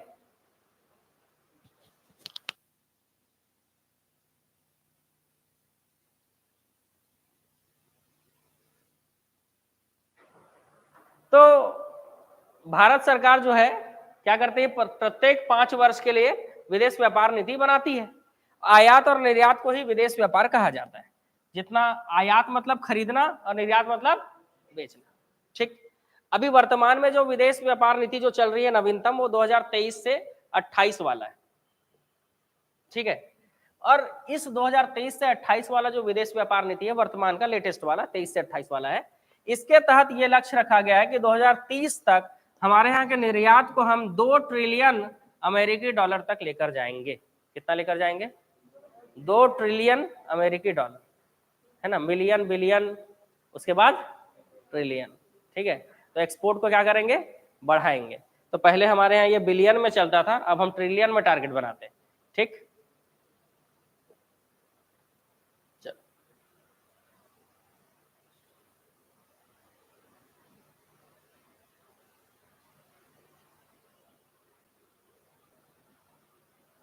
देखो, विदेश व्यापार से संबंधित आंकड़ों की अगर हम बात करें तो विदेश व्यापार से संबंधित जो आंकड़े हैं, अगर 2022-23 की बात करें, ठीक है, ये पढ़ना नहीं है हमको, ये नहीं पढ़ना। 2022-23 की बात करें तो 2022-23 में भारत ने 714 बिलियन डॉलर का क्या किया? इंपोर्ट किया, है ना। इतने पैसे का क्या किया? खरीदारी किया। और बेचा कितने पैसे का? 450 बिलियन, 450। घाटा होगा कि नहीं? खरीदा ज्यादा हमने, बेचा कम, कितना घाटा हुआ? 267 बिलियन डॉलर। सोचो, अभी भी हम खरीदते ज्यादा हैं और बेचते कम। ये आंकड़े एग्जाम में आ सकते, ठीक है। 2022-23 के अनुसार समझ में आ गया मामला। ये विदेश व्यापार है भारत का, कि हम इंपोर्ट करते हैं 714 बिलियन डॉलर और एक्सपोर्ट 450। अभी इसी में ना आप देखो, विश्व व्यापार में भारत की स्थिति अगर देखा जाए तो 1.7%, मतलब पूरे विश्व में जितना भी एक्सपोर्ट होता है, हर देश जितना भी बेचते हैं, उसमें से 1.7% हिस्सा मात्र भारत का है। और इंपोर्ट में 2.5%, मंगाते हम ज्यादा है, समझ रहे हो। 140 देशों से लगभग 6000 वस्तुएं हम मंगाते हैं। 6000 वस्तुएं हर साल भारत आती, 140 देशों से। और हमारे यहाँ से कितने देशों को? 192 देशों को लगभग 7500 वस्तुएं जाती है, यहाँ से बेचते हैं। उसमें सब कुछ आ सकता है, चावल, दाल, गेहूं, लोहा, टीना, सब समझ लो, ठीक है। इस हिसाब से अगर देखा जाए तो सबसे ज्यादा आयात, सबसे ज्यादा इंपोर्ट हम चाइना से करते हैं। ये लेता हमसे कम है, ठीक है। एक्सपोर्ट कम, इंपोर्ट ज्यादा। बेचते हम सबसे ज्यादा किसको है? अमेरिका को। और पंगा हमारा इन्हीं दोनों के साथ है, समझ रहे हो मामला कहाँ गड़बड़ फंसता है। क्यों बार बार विदेश मंत्री को सामने आना पड़ता है, समझ रहे हो? क्योंकि इंपोर्ट हमारा सबसे ज्यादा कहां से है? चाइना से है। और बेचते हम सबसे ज्यादा अमेरिका को है। हमारा जितना भी इंपोर्ट होता है ना, उसका 17%, लगभग 71 बिलियन डॉलर जो है हम, जो 450 बिलियन डॉलर अभी आपने देखा ना, निर्यात का 450 बिलियन डॉलर, उसका 71 बिलियन डॉलर हम अमेरिका को सेल करते हैं, समझ रहे हो। मतलब इतना सामान हम अमेरिका को देते हैं कि वो 71 बिलियन डॉलर हमको देता है। ये टोटल 17% है। और डॉलर में पूछ ले तो उसको पलट देना, 71 हो जाएगा, ठीक है। इसके बाद दूसरे नंबर पर है दुबई, संयुक्त अरब अमीरात। ये हमसे 28 बिलियन डॉलर का सामान खरीदा है, मतलब 2022-23 में। उसके बाद नीदरलैंड 18 बिलियन डॉलर। उसके बाद चाइना 13 बिलियन डॉलर। सोचो, हम इससे 90 बिलियन डॉलर का लगभग सामान क्या करते हैं? इंपोर्ट करते हैं। और ये हमसे खरीदता कितना है? बस 13 बिलियन। क्योंकि चाइना एक्सपोर्ट ज्यादा करता है, इंपोर्ट बहुत कम करता है, ठीक है। एक्सपोर्ट इसका बहुत ज्यादा है, इस कारण इसकी इकोनॉमी कितनी हो गई है अभी? 15 ट्रिलियन डॉलर। अमेरिका सबसे टॉप पे है, 21 ट्रिलियन डॉलर की इकोनॉमी है। और चाइना दूसरे नंबर पे है, 15 ट्रिलियन डॉलर, ठीक है। फिर जर्मनी, जापान और फिर भारत, हमारा 5वें नंबर पे है ना। अगर इस हिसाब से देखा जाए तो हमारा व्यापार सबसे ज्यादा किससे होता है? तो हमारा व्यापार सबसे ज्यादा यूएसए से होता है, क्योंकि यूएसए को हम निर्यात करते हैं 71 और यूएसए से आयात करते हैं 46 बिलियन डॉलर, ठीक है। मतलब इतना सामान आयात करते हैं कि 46 बिलियन डॉलर तो उसी में कट जाता है, 71 में 46 कट गया। टोटल आयात और निर्यात कितना हुआ? तो 71 और 46 को जोड़ लो, 118 बिलियन डॉलर, ठीक है। पैसे का कितना लेन देन हुआ? तो 71 का हमने बेचा और 46 बिलियन डॉलर हमने का सामान हमने मंगा लिया वहां से। तो इस हिसाब से अगर ऐसा पूछे कि भारत का व्यापारिक साझेदार, सबसे बड़ा व्यापारिक साझेदार कौन है, तो अमेरिका है। भले हम खरीदते ज्यादा किससे हैं, चाइना से, खरीदते हम चाइना से ज्यादा है, लेकिन व्यापार हमारा सबसे ज्यादा किसके साथ है, अमेरिका के साथ। ठीक है, इसीलिए अमेरिका से पंगा लेना मुश्किल पड़ता है हमको। उसके बाद चीन, चीन हमारा व्यापारिक साझेदार दूसरे नंबर पे है, लेकिन अमेरिका के साथ हमारे अनुकूल परिस्थितियां हैं। क्यों? क्योंकि हम एक्सपोर्ट ज्यादा करते हैं अमेरिका को और वहां से चीजें कम खरीदते हैं। लेकिन चाइना के साथ ये प्रतिकूल अवस्था है। क्यों? क्योंकि चाइना से हम मंगाते ज्यादा है और बेचते कम है चाइना। तो ये भी पूछ सकता है कि व्यापार में प्रतिकूल और अनुकूल भी पूछ सकता है। तो अनुकूल मतलब हमारे अनुरूप है, किसके साथ, हम जिसके अमेरिका के साथ जो व्यापार करते हैं। ठीक है, इसीलिए हमेशा मामला जो है किसके साथ फंसता है, अमेरिका के साथ फंसता है। चाइना के लिए तो सीधा पॉलिसी बना देते हैं हम लोग, समझ रहे हो। वैसी चाइना के साथ हमारी प्रतिकूल परिस्थितियां हैं। उसके बाद यूएई, अगर आयात और निर्यात की बात करें तो सर्वाधिक निर्यात जो है पेट्रोलियम उत्पाद, ठीक है, ये करते हैं हम लोग एक्सपोर्ट। क्योंकि जो छोटे छोटे देश हैं वो बड़े देशों से तो मंगा नहीं सकते, तो उन छोटे देशों को कौन देता है, भारत देता है। जेम्स एंड स्टोन, पथरा बहुत मिलता है हमारे यहाँ, ठीक है। तो जेम्स और स्टोन हम ड्रग फॉर्मुलेशन एवं जैविक पदार्थ, मतलब सीधी से फार्मा में हम तो पहले नंबर पे हैं, ड्रग फार्मा, ठीक है। इसके अलावा ज्वेलरी, लोहा और इस्पात का बहुत ज्यादा एक्सपोर्ट होता है जी, जापान को जाता है, ब्रिटेन को जाता है, समझ रहे हो। मंगाते क्या है सब ज्यादा, पेट्रोल नहीं है हमारे यहाँ, पेट्रोल मंगाते हैं, वही पेट्रोल मंगाते भी हैं उसी को बेच भी देते हैं, ठीक है। तेल, स्नेहक, लुब्रिकेंट, जान रहे हो लुब्रिकेंट के बारे में, जानते हो क्या होता है लुब्रिकेंट, चिकनाई ला देता है ना। ज्वेलरी, ज्वेलरी में स्वर्ण का ज्यादा इंपोर्ट करते हैं, ठीक है। अब सोने का तो जान रहे हो क्या मार्केट है भारत में। इलेक्ट्रॉनिक मशीन हमको बहुत पसंद है, नया नया इलेक्ट्रॉनिक चीज चाहिए हमको, बनाना नहीं है, खरीदना है बस, ठीक है। कोयला, तो हमारे यहाँ तो सेकंड ग्रेड का कोयला है ना, फर्स्ट ग्रेड का कोयला हमको मंगाना पड़ता है, ठीक है। इसके अलावा कोक, ये तो हमारे यहाँ बहुत कम होता है, इसलिए इसको भी हमको मंगाना पड़ता है।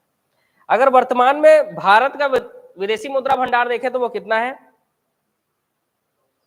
563 यूएस बिलियन डॉलर। अगर पूछ ले कि भारत में वर्तमान में कितना विदेशी मुद्रा भंडार है जी, 563 यूएस बिलियन डॉलर।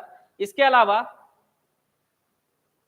ये रहा, डॉलर तो बहुत देशों में चलता है, ब्रिटेन में पौंड स्टर्लिंग चलता है, जैसे भारत में रुपया है, यूरोप में यूरो चलता है, और आईएमएफ की मुद्रा है एसडीआर। आईएमएफ किस में पैसा देता है, एसडीआर में, है ना। और इसके अलावा गोल्ड, गोल्ड भी मुद्रा के रूप में चलता है, ठीक है। तो ये सारी चीजों को आपको ध्यान रखना है। तो ये हो गया आपका क्या, विदेश व्यापार, छोटा टॉपिक था, ठीक है, 10 मिनट में खत्म। अब 5 मिनट का ब्रेक है भाई, फिर एक बड़ा टॉपिक उठाएंगे हम लोग, ठीक है। और आज जो है क्लास करीब करीब 6-7 घंटे चलेगी, लंबा चलेगी।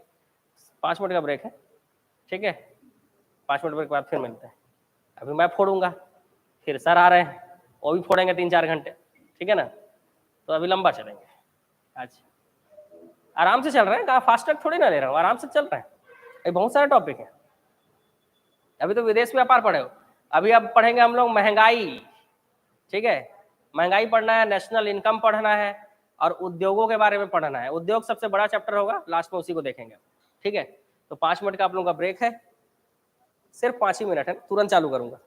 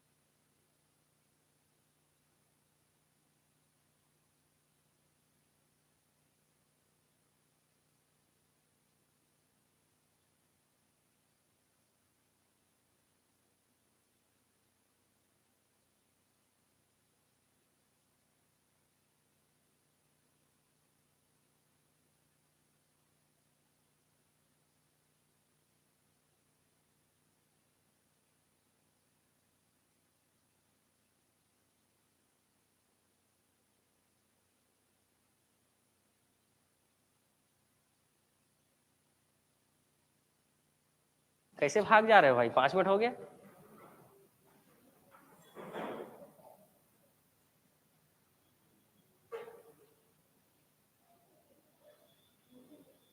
आगे बढ़े नेक्स्ट चैप्टर में। चलो। हाँ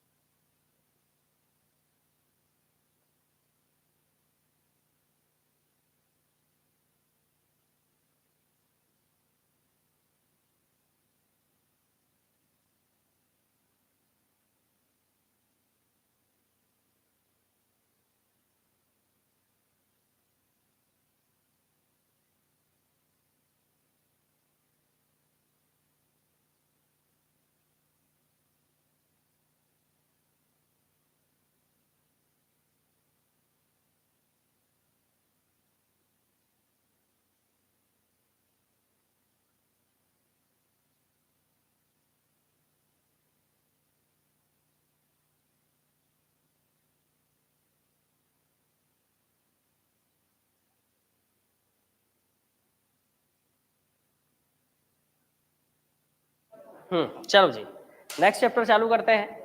अगला जो चैप्टर है हमारा वो है मुद्रास्फीति और मंदी। ठीक है, तो मुद्रास्फीति और मंदी जो है, ठीक है, इसको समझने के लिए आपको ये समझना पड़ेगा कि जब भी देश में क्या हो, किसी भी देश में वस्तु और सेवा कम हो जाए और पैसा ज्यादा हो जाए लोगों के पास। जैसे आपके पास पैसा बहुत सारा है लेकिन वो वस्तु मिल ही नहीं रहा है जो चाहिए आपको,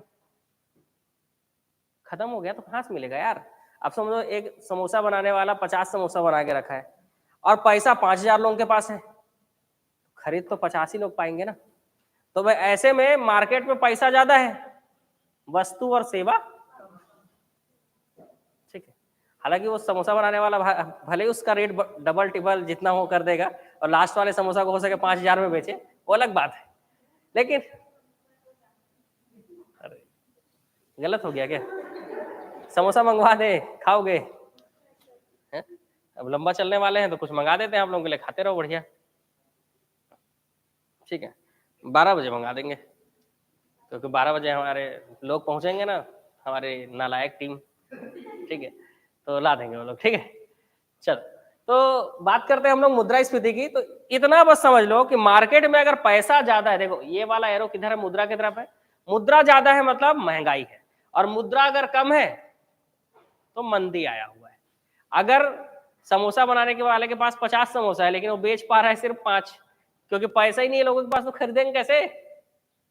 मतलब वस्तु और सेवा जब ज्यादा हो जाए और मुद्रा कम हो जाए तो इस स्थिति को मंदी कहा जाता है। इस स्थिति को क्या कहा जाता है, मंदी कहा जाता है। आ रहा है मामला समझ में। तो महंगाई या मुद्रास्फीति एक चीज है, ठीक है।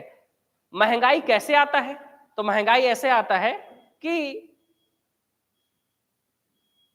जो एक बहुत बड़े अर्थशास्त्री हैं किन्स, इनका यह कहना है कि जितने भी लोक कल्याणकारी देश हैं जो अपने जनता का हित चाहते हैं, वो लोग क्या करें, अपने नागरिकों को रोजगार दें, ठीक है, ताकि उनको पैसा दिया जा सके। अब पैसा सबको दे देंगे, सबके पास पैसा आ जाएगा तो महंगाई बढ़ जाएगा कि नहीं। या तो फिर डिग वेल या फिल वेल, मतलब रोजगार नहीं दे सकते, है ना, मतलब आपके यहाँ रोजगार है ही नहीं तो दोगे कहां से? तो एक काम करो, उनसे कुआं खुदवाओ, उसका पैसा दो, फिर उसको भरवाओ, उसका पैसा दो। इससे क्या होगा, लोगों के पास पैसा आ जाएगा। यही इनका कहना था। मतलब ये एग्जाम्पल है जी, कि एग्जाम्पल है कि कुआं खुदवाओ उनको भरवाओ, ऐसा करके मतलब कुछ ना कुछ काम करवाओ और उसके बदले में क्या करो, पैसा दो। ठीक है, इतने बड़े अर्थशास्त्री कहे गए, फिर भी हमारे छत्तीसगढ़ गवर्नमेंट को समझ में नहीं आ रहा है कि अरे वैकेंसी तो निकालना है, ठीक है, तो भी मुश्किल है। और एक अर्थशास्त्री है जिसका नाम है से, सिर्फ नाम से है, ठीक है, ये बोलते हैं कि एक काम करो, अंधाधुन प्रोडक्शन करो। पता है, आप डबल रोटी बनाने वाले आदमी हो, इतना बनाओ, पता है कि कम ना पड़े बिल्कुल, है ना, अंधाधुन बनाओ। अब डबल रोटी बनाने वाला आदमी बना रहा है अंधाधुन, लेकिन दिक्कत ये हो गया, लोगों के पास पैसा ही नहीं है तो खरीदेंगे कैसे? इनका ये मानना है कि अगर आपने कोई सामान बनाया है तो उसका खरीदार मिल ही जाएगा करके, और नहीं मिला तो घाटा होगा कि नहीं? हो सकता है उसको अपना फैक्ट्री बंद करना पड़ जाए, मंदी आ जाएगी। महंगाई और मंदी में अंतर समझ में आ गया। अगर मार्केट में मुद्रा ज्यादा है तो महंगाई, मार्केट में मुद्रा कम है तो मंदी। और एक बार कोई भी देश की अर्थव्यवस्था मंदी में फंस गया तो वो उससे बाहर नहीं निकल सकता था, वो मंदी में ही घूमते रह जाता है, और महंगाई तो हमारा कमर तोड़ देती है। तो इसके बीच का रास्ता क्या है? इसके बीच का रास्ता ये है कि महंगाई को एक लेवल पर, मुद्रास्फीति को एक लेवल पर मेंटेन करके रखना, +2 या -2। अगर बढ़ रहा है तो +2, और अगर महंगाई घट रही है तो -2, उससे कम नहीं होनी चाहिए महंगाई, समझ रहे हो, +2 या -2, ठीक है, क्लियर? इसके अलावा ये एक वो है, फ्लो चार्ट है जिससे आप पूरा महंगाई और मंदी को समझ सकते हो, लेकिन इसको समझाऊंगा तो आपका दिमाग पूरा गोल गोल घूम जाएगा। उससे पहले मैं आंकड़े बता देता हूँ, ठीक है, महंगाई और उससे रिलेटेड, क्योंकि मेन तो आंकड़ा है, ठीक है, मेन क्या है हमारा, आंकड़ा है। आंकड़ा ये बोलता है कि वर्तमान मुद्रास्फीति, महंगाई में हमको मुद्रास्फीति और मंदी के चैप्टर में हमको दो आंकड़े पढ़ने होते हैं, एक होता है सीपीआई और एक होता है डब्ल्यूपीआई। ये दोनों क्या होता है समझ लो। तो मुद्रास्फीति मतलब महंगाई के गणना जो है दो संस्थाओं के द्वारा की जाती है, एक सीएसओ और एक आर्थिक सलाहकार विभाग। सीएसओ जो गणना करती है, वो जो रिपोर्ट देती है उसको बोलते हैं सीपीआई, उपभोक्ता मूल्य सूचकांक, कंज्यूमर प्राइस इंडेक्स, हाँ प्राइस, मूल्य मतलब प्राइस, कंज्यूमर प्राइस इंडेक्स। और आर्थिक इकोनॉमिक एडवाइजर जो होते हैं, आर्थिक सलाहकार विभाग जो होता है, वो जो गणना करता है इसको डब्ल्यूपीआई कहते हैं। तो या तो एग्जाम में आपको सीपीआई पूछेगा या तो डब्ल्यूपीआई पूछेगा, ठीक है। और इन दोनों के आंकड़े ये है, देखो सीपीआई के बारे में समझ लो। सीपीआई जो है ये क्या है, उपभोक्ता मूल्य सूचकांक क्या है, तो जैसे आप चावल दाल गेहूं जो भी है ना, इसके जो प्राइस होते हैं, है ना, उसके आधार पर मापन करना, क्योंकि इसी से आम जनता प्रभावित होती है, इसीलिए इसको वास्तविक मुद्रास्फीति कहते हैं। सीपीआई को क्या कहा जाता है, वास्तविक मुद्रास्फीति कहा जाता है। इसके आधार वर्ष 2012 और एक महीने में एक बार इसकी गणना होती है, ठीक है। तो एक एवरेज अगर देखा जाए तो सीपीआई जो है अभी चल रहा है 6.8%। कितना चल रहा है, 6.8%। मतलब देश में क्या चल रही है, महंगाई चल रही है, क्योंकि जो महंगाई को मेंटेन करने के लिए जो टारगेट बनाया जाता है भारत में, क्या बनाया जाता है मैं आपको बता रहा हूं।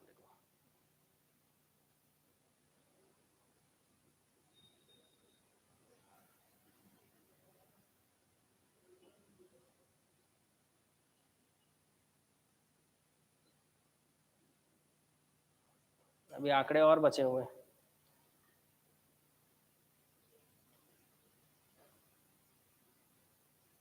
ये देखो, ये मौद्रिक नीति समिति का गठन हुआ था 2016 में, ताकि महंगाई को कंट्रोल किया जा सके।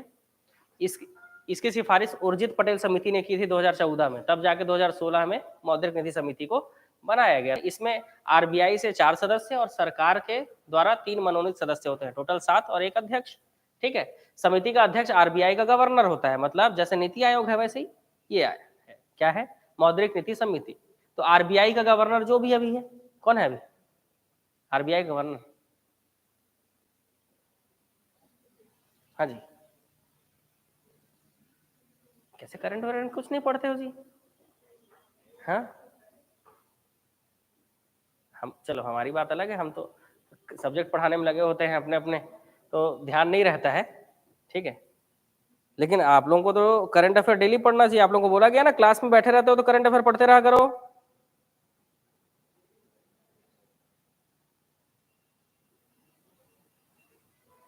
Present RBI governor Shaktikanta Das, ठीक है, तो वो इस समिति के अभी अध्यक्ष होंगे, ठीक है। इनका इनका काम क्या है कि प्रति वर्ष मुद्रास्फीति को 4% तक कंट्रोल करना है। ये +2 या -2 हो सकता है, मतलब 2 से 6% तक के बीच में अपना कंट्रोल करके रखना है। ज्यादा ऊपर गया तो महंगाई इतना बढ़ जाएगा कि हालत खराब हो जाएगा जनता का, और नीचे गया तो देश की अर्थव्यवस्था चरमरा जाएगी। एक बार मंदी में फंस गया तो बस घूमते रह जाएंगे उसमें, समझ रहे? हाँ, तो इसलिए सीपीआई और डब्ल्यूपीआई को याद रखना है। सीपीआई वास्तविक मुद्रास्फीति है, ठीक है। सीपीआई क्या है?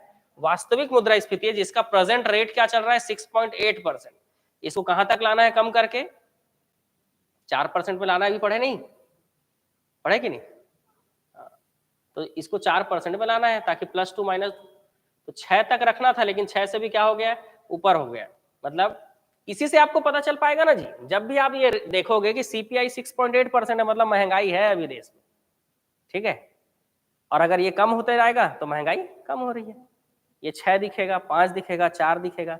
4 दिखेगा मतलब बैलेंस पे है बिल्कुल, ठीक है। और 4 से कम हो गया तो महंगाई और कम हो गई। तो ये सब आंकड़ों से ही हम समझ पाते हैं कि देश में महंगाई है या नहीं। बस बोलने से थोड़ी ना होगा कि देश में महंगाई है करके। कोई पूछ देगा कितना महंगाई है तो क्या बोलोगे? 6.8%, ठीक है। और डब्ल्यूपीआई जो है, ये थोक वस्तुओं की कीमतों में वृद्धि के आधार पर महंगाई की गणना की जाती है, जैसे रेत, ईंट, सीमेंट, ठीक है। आधार वर्ष 2011-12 है। पहले 676 वस्तुओं का गणना किया जाता था इसमें डब्ल्यूपीआई के तहत, होलसेल प्राइस इंडेक्स। अब 697 वस्तुओं का गणना किया जाता है, और इसके हिसाब से जो वर्तमान डब्ल्यूपीआई या मुद्रास्फीति है वो 11.5% है। मतलब समझ रहे हो? जो होलसेल प्राइस इंडेक्स है उसके हिसाब से चीजें अभी बहुत महंगी हैं, चाहे रेत हो, घर बनाने का सामान हो, इंफ्रास्ट्रक्चर जो डेवलप कर रहे हैं वो उस चीज के लिए, तो ये बहुत महंगा चल रहा है, ठीक है। बाकी जो खाने पीने वाला सामान है, मतलब जो जनता का डेली नीड्स है, जो वो जो है 6.8 चल रहा है, तो लगभग ठीक ही है, बहुत ज्यादा महंगाई नहीं बढ़ा है। 6% तक मेंटेन करना रहता है, 2 से 6, है ना। तो 6 से 6.8 है, मतलब बहुत ज्यादा महंगाई भारत में नहीं। अगर ये बढ़ जाए, ये हो जाए 10%, 15%, तब हालत खराब हो जाएगा, ठीक है ना। तो इसी चीज को मैं आपको बता रहा था, क्योंकि मेन जो है यही आंकड़े हैं। इसके अलावा इसको कंट्रोल करने के लिए मॉनेटरी पॉलिसी बनाई जाती है, ठीक है। महंगाई को कंट्रोल करने के लिए मॉनेटरी पॉलिसी, और मंदी को कंट्रोल करने के लिए राजकोषीय नीति। और राजकोषीय नीति का जो मेन घटक है वो है बजट, और बजट हम संविधान में पढ़ते हैं, ठीक है। बजट के बारे में कैसे बनता है, क्या होता है, ये सारी चीज, तो उसको यहाँ डिस्कस करेंगे नहीं, क्योंकि वो संविधान का पार्ट है। दूसरा है महंगाई को कम करने के लिए मॉनेटरी पॉलिसी बनाई जाती है, और उसके तहत आपको एग्जाम में किस तरह के आंकड़े पूछ सकते हैं? तो उसके तहत आपको एग्जाम में आंकड़ा पूछ सकता है कि बैंक रेट क्या है ना, रेपो रेट क्या है, रिवर्स रेपो रेट क्या है, ये सारी चीजें आपको पूछ रहा है, ठीक है। जैसे ये देखो, मौद्रिक नीति के उपाय कौन कौन से किए जाते हैं? तो मात्रात्मक उपाय और गुणात्मक उपाय, है ना। महंगाई को कम करने के लिए मात्रात्मक उपाय और गुणात्मक उपाय, ये 2 तरह के उपाय होते हैं। और ये जो मात्रात्मक उपाय है, ये bank rate, repo rate, reverse repo rate, इन सभी के माध्यम से किया जाता है। ये सभी चीज क्या है आप धीरे धीरे समझ सकते हो। जैसे बैंक रेट दिसंबर 2023 लेटेस्ट आंकड़े हैं, ठीक है। तो आपको वर्तमान में आंकड़े बता रहा हूं, याद रखना। ये सारी चीजें, ये आंकड़े सब पेंसिल से लिखे हुए हैं, ठीक है। ये देखो मैं दिखा भी दे रहा हूं आपको, ये सारे आंकड़े जो है वो पेंसिल से लिखे हुए हैं, क्योंकि अब देखो हर साल तो मेरे पास इतना टाइम नहीं है कि मैं नोट्स बनाता फिरूं, ठीक है। तो ये जो नोट्स है इसमें देखो पेंसिल से लिखा हुआ है ना, ये जैसे ही चेंज होता है मैं चेंज कर लेता हूँ, ठीक है। इसलिए मेरे को इकोनॉमिक्स में आज तक दिक्कत नहीं गया, क्योंकि मैंने नोट्स ही ऐसा बनाया था कि बार बार क्या करूंगा, इसको चेंज करूंगा, पेंसिल से लिखा हुआ हूँ, और उसको चेंज करूंगा। आप भी ऐसे ही नोट्स बनाना तो ज़्यादा अच्छा रहेगा, हमेशा आपके काम का रहेगा वो। ठीक है, तो हर साल एक बार मैं अपडेट कर लेता हूँ, हो गया, पूरा अपडेट कर लेता हूँ। 2 दिन लगते हैं मेरे को अपडेट करने में, 2 दिन में अपडेट हो जाता है सब चीज़ें। ठीक है, तो आप भी कुछ इसी तरह से नोट्स बनाओगे तो जो आंकड़े आपको मिल रहे हैं बस आंकड़े आपको अपडेट करने होंगे। जैसे बैंक रेट पहले 6.25 था, वो बढ़ गया है, ब्याज दर बैंक रेट जो है वो 6.75 हो गया। ठीक है, वहीं पर रेपो रेट जो है, अगर कोई बैंक अल्पकालिक ऋण ले, अब बैंक किससे ऋण लेगा भाई? आरबीआई से। ठीक है, अगर कोई बैंक अल्पकालिक ऋण ले, मतलब मात्र 14 दिन के लिए ऋण ले रहा है, तो ऐसे इसको रेपो रेट कहा जाता है। इसको क्या कहा जाता है? रेपो रेट कहा जाता है। इसमें सिक्योरिटी देना होता है, प्रतिभूति मतलब सिक्योरिटी जमा करना पड़ेगा कि वापस करोगे तुम पैसा। ठीक है, तो ये जो है 6.50 चल रहा है। ये क्या चल रहा है? 6.50 है ना। और हमको कितने मिलता है? हमको 8.59, बैंक 6.5 से लेकर 8.5 में देता है हमको। चलो, रिवर्स रेपो रेट, अब हम लोग तो आरबीआई से नहीं जा सकते ना लोन लेने, हम तो किसी बैंक ही जाएंगे। अब बैंक के पास पैसा नहीं है तो आरबीआई से लेगा। ठीक, अगर रिवर्स रेपो रेट की बात करें हम, तो रिवर्स रेपो रेट का मतलब जब आरबीआई के पास पैसा कम हो जाए और उसको लोन लेने की जरूरत पड़ जाए, तो जब आरबीआई अल्पकालिक ऋण ले तो उसको भी सिक्योरिटी देना पड़ेगा। ये भी 14 दिन के लिए होता है। देखो क्या दिमाग खेलता है आरबीआई, वो बैंकों को देगा 6.5 पे, और जब वो लेगा तो 3.35 पे देगा। समझ रहे हो मामला? आप समझ रहे हो ये कम क्यों है? रिवर्स रेपो रेट आया मामला समझ में? रेपो रेट और रिवर्स रेपो रेट दोनों ही अल्पकालिक ऋण है, लेकिन जब बैंक लेता है तो रेपो रेट कहते हैं, और जब आरबीआई ले ले बैंकों से तो ये रिवर्स रेपो रेट कहते हैं। उल्टा हो रहा है ना, क्योंकि समझ रहे हो मामला? जैसे भी जिसके पास पैसा है, ठीक, उसको तो पता ही है ना किसके पास कितना पैसा है। ठीक, आगे बढ़े। तो ये रिवर्स रेपो रेट कम क्यों है आपको समझ में आ गया होगा। इसके अलावा 2 चीजें और पढ़नी है, सीआरआर और एसएलआर। ये दोनों चीजें क्या है? ठीक है, सीआरआर और एसएलआर। तो कैश रिजर्व रेशियो, सीआरआर क्या है? जब बैंक अपनी संपत्ति का, क्योंकि कोई भी बैंक है दिवालिया घोषित हो गया तो जनता का पैसा कौन वापस करेगा? तो सीआरआर मतलब बैंक अपनी संपत्ति का 3 से 15% आरबीआई के पास नगद रखता है। वर्तमान रेट इसका 4.5% है। मतलब अभी बैंक, कोई भी बैंक है, वो अपना जितना उसका पैसा है, जितना उसके पास, उसका 4.5%, 4.5% उसका किसके पास जमा है? आरबीआई के पास जमा है। एसएलआर क्या होता है? तो बैंक अपनी संपत्ति का कुछ हिस्सा स्वयं के पास भी रखना पड़ता है उसको, ये नहीं कि जितना पैसा है सब लोन बांट देगा वो। समझ गए? तो ये जो है 0 से 40% हो सकता है। वर्तमान रेट इसका 18% चल रहा है। मतलब बैंक आरबीआई के पास 4.5% जमा करके रखेगा और खुद के पास अपने ही पूंजी का 18%। ठीक है, ये नगद भी हो सकता है, सोने के फॉर्म में भी हो सकता है, स्वर्ण और प्रतिभूति मतलब सिक्योरिटी के रूप में भी हो सकता है, किसी भी फॉर्म में हो सकता है। ये बैंक को अपने पास रखना होता है। ठीक है, जब बैंकों को सिर्फ 48 घंटों के लिए लोन चाहिए होता है, मान लो कोई बड़ा आदमी आ गया, ठीक है, अब उसको थोड़ी देर के लिए लोन चाहिए, अब बैंक के पास उतना पैसा है नहीं, ठीक है, तो आरबीआई जब 48 घंटों के लिए बैंकों को लोन देता है तो इसको एमएसएफ कहा जाता है, मार्जिनल स्टैंडिंग फैसिलिटी। इसमें कुछ जरूरत नहीं है। ये इसका रेट 6.75 चल रहा है। इसका रेट क्या चल रहा है? 6.75। तो तुरंत अगर 48 घंटे के लिए चाहिए, कोई सिक्योरिटी जमा नहीं करना है तो 6.75 लगेगा। ठीक है, और अगर आप 14 दिन के लिए लोन लेना चाहते हो तो सिक्योरिटी लगेगा, थोड़ा सा रेट कम हो जाएगा, 6.5 में मिल जाएगा। समझ गए मामला? तो ये आंकड़े आपको याद करने होते हैं। ठीक है,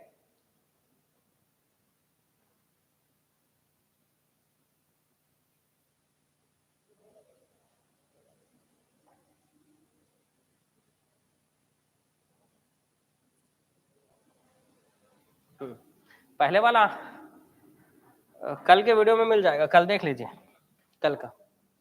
इसके पहले का जो कृषि वाला हम पढ़े, अच्छा वो आज कृषि उद्योग मैंने चालू नहीं किया, नहीं तो अब तक उड़ गए होते आप। ठीक है, अब तक तो उड़ ही गए होते उद्योगों के बारे में पढ़ पढ़ के। चलो आगे बढ़ते हैं, इसकी ज्यादा जरूरत है कल के एग्जाम के लिए खास करके, और आगे भी जो इकोनॉमिक्स आप कभी भी पढ़ोगे, ठीक है, कभी ना कभी तो पढ़ना ही पड़ेगा, कब तक भागोगे इससे, अब थोड़ा बहुत तो पढ़ना ही पड़ेगा ना। ठीक है, चलो मुद्रास्फीति और मंदी, ये दोनों को, महंगाई और मंदी को मैं 10 मिनट में आपको समझाता हूं कि एक्चुअल में होता क्या है। जब मार्केट में मुद्रा ज्यादा है, ऊपर का मतलब एरो ज्यादा है, इसका मतलब वस्तु और सेवा कम है मार्केट में, ठीक है। तो ऐसे स्थिति में किसी भी वस्तु का कीमत बढ़ेगा, क्यों नहीं बढ़ेगा? बढ़ेगा कि नहीं बताओ? अगर वस्तु और सेवा कम है, ठीक है, वस्तु और सेवा कम है और मुद्रा ज्यादा है, पैसा ज्यादा है लोगों के पास, तो कीमत बढ़ेगा, ठीक है। जैसे एक आध एग्जांपल बताओ। हाँ, टमाटर, टमाटर पता है, टमाटर कम पड़ जाता है तो रेट कैसे बढ़ता है, देखते हो, है ना जी, मुद्रास्फीति, समझ गया मामला। लेकिन मूल्य घटता है, लेकिन उस चीज का वैल्यू, पैसे का वैल्यू घट जाता है, क्यों? जिस चीज को आप पहले 5 रुपए किलो में खरीद रहे थे, उस चीज को अब आप 50 रुपए में खरीद रहे हो, रुपया का वैल्यू घटा कि नहीं? मूल्य घटने का मतलब समझ में है, वैल्यू घटेगा। पैसे को सोचो, पैसे को, जो टमाटर आप 5 रुपए किलो में खरीद रहे थे, आप उसको 50 रुपए किलो में खरीद रहे हो, मिला तो 1 ही किलो।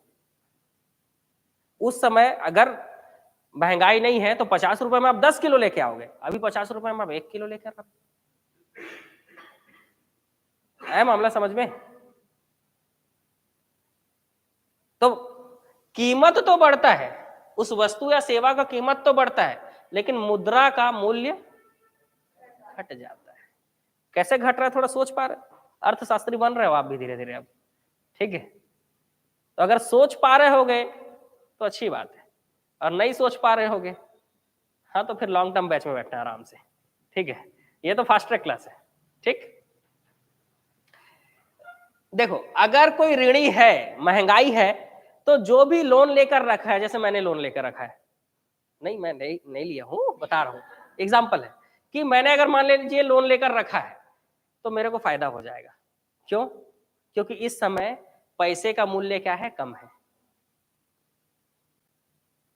जिस समय मैंने 5,000 रुपए लोन लिया, उस समय वो 5,000 था, और अभी अगर मैं उस 5,000 को वापस कर दूं तो अभी का 5,000 तो किसके बराबर है? हाँ, समझ रहे हो? क्योंकि पैसे का वैल्यू कम है, अभी का 5,000 50 रुपए के बराबर है, समझ लो। मैंने मतलब अभी मैं 5,000 वापस कर दूं तो मेरा 50 ही गया, समझ लो, समझ गए? तो ऐसे समय में जब महंगाई चल रही हो, हमेशा लोन लेने वाले को फायदा होता है, देने वाले को नुकसान होता है, ठीक है। देने वाले को क्या होगा, नुकसान, ठीक। अगर लेने वाले को फायदा है तो देने वाले को नुकसान होगा, ठीक है। तो अभी आप लोन ले सकते हो, क्योंकि अभी क्या चल रहा है, महंगाई चल रहा है, वैल्यू, रुपया का वैल्यू कम है ना। आपको मिल तो ज्यादा पैसा जाएंगे और वैल्यू उसका नहीं, मतलब आप 50 रुपए आपको मिल जाएगा, वैल्यू उसका 5 ही रुपए है, ठीक है। तो इसलिए ये महंगाई का चीजें अभी और बचा हुआ है। विनिमय दर, एक्सचेंज रेट, एक्सचेंज रेट जो है, विनिमय दर और विनिमय, एक्सचेंज रेट बढ़ता है लेकिन एक्सचेंज कम हो जाता है, क्यों? क्योंकि वस्तु और सेवा ज्यादा है ही नहीं, तो एक्सचेंज करोगे कैसे ज्यादा? लेकिन एक्सचेंज का रेट बढ़ गया यार, कैसे? पहले आप 1 किलो टमाटर 5 रुपए में, अब 1 किलो टमाटर 50 रुपए में, एक्सचेंज रेट बढ़ गया, 5 रुपए से कितना हो गया, 50 रुपए। लेकिन एक्सचेंज कम हो गया, पहले आप 10 किलो टमाटर खरीद के लाते थे और अब आप 1 ही किलो खरीद के ला रहे हो, विनिमय कम हो जाएगा, आया मामला समझ में? एग्जाम्पल, बिना एग्जाम्पल के तो नहीं हो पाएगा, ठीक है। एग्जाम्पल समझने की कोशिश करो, अर्थशास्त्री बनना चालू हो जाओगे। आयात, इंपोर्ट कम हो जाता है, एक्सपोर्ट बढ़ जाता है, ठीक। अब जब वस्तु और सेवा आपके पास ज्यादा है ही नहीं, ठीक है, पैसा तो आपके पास है, ठीक, लेकिन आप समझो, आपने आयात कैसे आपका कम हो गया? आप सोचो, एक टाइम था जब आप 10 किलो टमाटर खरीद के ले आते थे 50 रुपए में, और आज आप 1 किलो ही टमाटर खरीद के लाके आ रहे हो। इंपोर्ट कम हो गया ना, पहले 10 किलो लाते थे, अब 1 किलो ला रहे हो। ठीक होगा ऐसा। अब एक दुकानदार की तरह सोचो, पहले आप 1 किलो टमाटर बेचते थे तो 5 रुपए मिलता था, अब 1 किलो टमाटर बेच रहे हो तो 50 मिल रहा है। आप ज्यादा से ज्यादा बेचने का कोशिश करोगे कि नहीं? एक्सपोर्ट बढ़ेगा, ठीक है ना। अपने आप को हर जगह रख रख के सोचना है भाई, समझ गए। जब महंगाई है तो मैं ज्यादा से ज्यादा चीजों को क्या करूंगा, बेचा जाए भाई, सब बेचा जाए, पता है, क्योंकि 2 रुपए का चीज 20 रुपए मिल रहा है। अब बेचोगे भी क्यों? क्योंकि वस्तु और सेवा कम है ना हमारे पास, मुद्रा मार्केट में ज्यादा है। आप तो पूरा बेचने की कोशिश करोगे ताकि मुद्रा कहाँ है, आपके पास है। अरे मामला समझ, ये एक एक टॉपिक है, इतना जो पढ़ रहे हो ना, ये एक एक टॉपिक है, ठीक है। चलो, उत्पादन, वस्तु सेवा कम है तो उत्पादन तो बढ़ेगा ही। 50 समोसा था, 5000 लोग खरीदने वाले थे, फिर समोसे पे आ गए हम लोग, फिर भूख लगने लगेगा। अब 5000 लोग हैं तो दुकानदार बोलेगा नहीं कि एक काम करता हूँ 5000 समोसा बनाता हूँ। अकेले बना लेगा क्या? लोगों की जरूरत पड़ेगी, रोजगार बढ़ेगा, ठीक है। क्या बढ़ेगा? रोजगार बढ़ेगा, ठीक है। और जब महंगाई होती है तो ब्याज दर भी बढ़ता है। अब इसके लिए तो बैंक पढ़ेंगे तब समझ में आएगा, ठीक है। मात्रात्मक उपाय जो है उसको थोड़ा डिटेल करेंगे तब बैंक रेट को आपको मैं समझा पाऊंगा, ठीक है। ब्याज दर बस बढ़ता है, समझ लेना, महंगाई में, है ना। बाकी सब तो एक्सप्लेन करने लायक चीज है, लेकिन ब्याज दर को एक्सप्लेन करने लायक ऐसा एग्जाम्पल यहाँ पर नहीं। बाकी सब आप टमाटर और समोसा से समझ सकते हो। तो भाई समोसा दुकान में अब जरूरत है काम करने वाले लोगों की, क्योंकि 50 की जगह 5000 समोसा बनाने हैं। तो मामला समझ में आ गया? क्या क्या समझ में आया?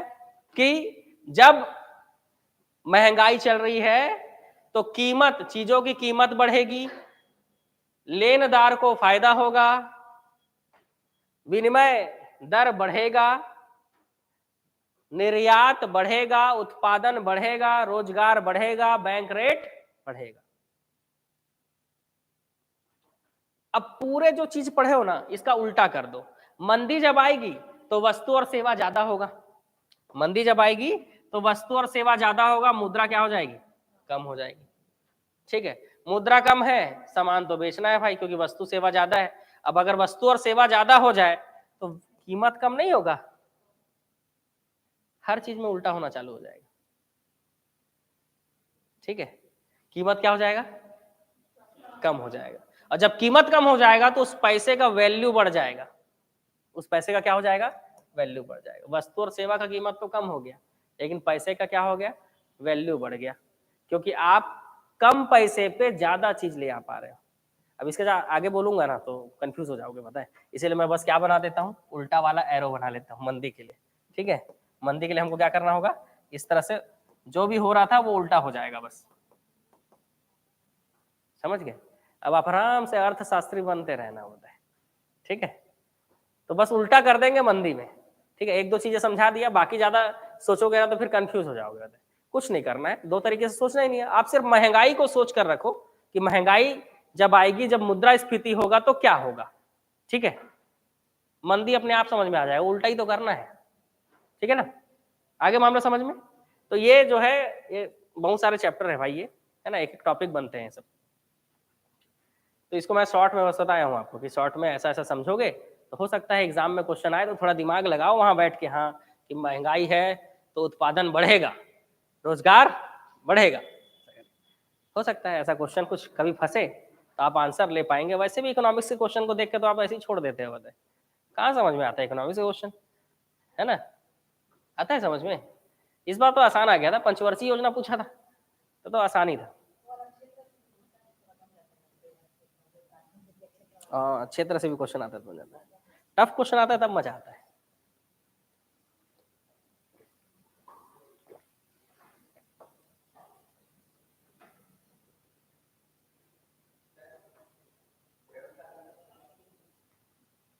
जीके का क्लास ही चल रहा है जी। आज जो है ना ये एक्स्ट्रा क्लास है। हाँ, क्योंकि कल जो है मंडे का एग्जाम है, इसीलिए।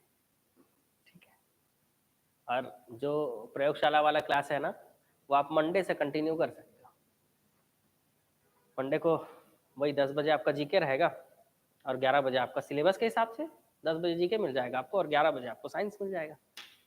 ठीक है, वैसे उस जीके में ये भी आता है, लेकिन जनरली हम पढ़ते नहीं हैं, क्योंकि हम लोग को ये लगता है कि 5 नंबर या 10 नंबर का जीके का हमारे एग्जाम में अगर सिलेबस है तो उससे क्या ही हो जाएगा।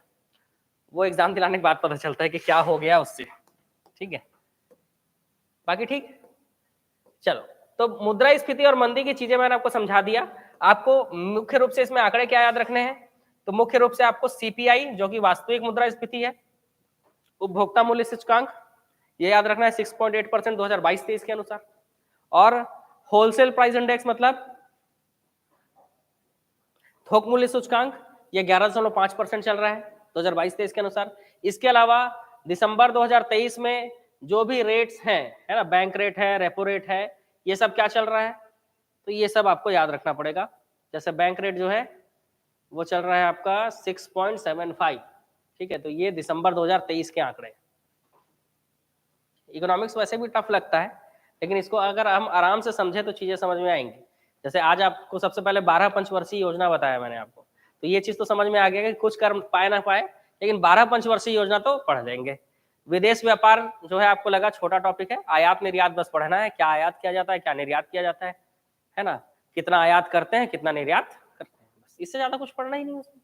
ठीक है, इसके अलावा आप देख रहे हो मुद्रास्फीति और मंदी, तो इसमें मुख्य रूप से मुद्रास्फीति क्या चल रहा है, सीपीआई और डब्ल्यूपीआई। इसके अलावा bank rate, repo rate, reverse repo rate.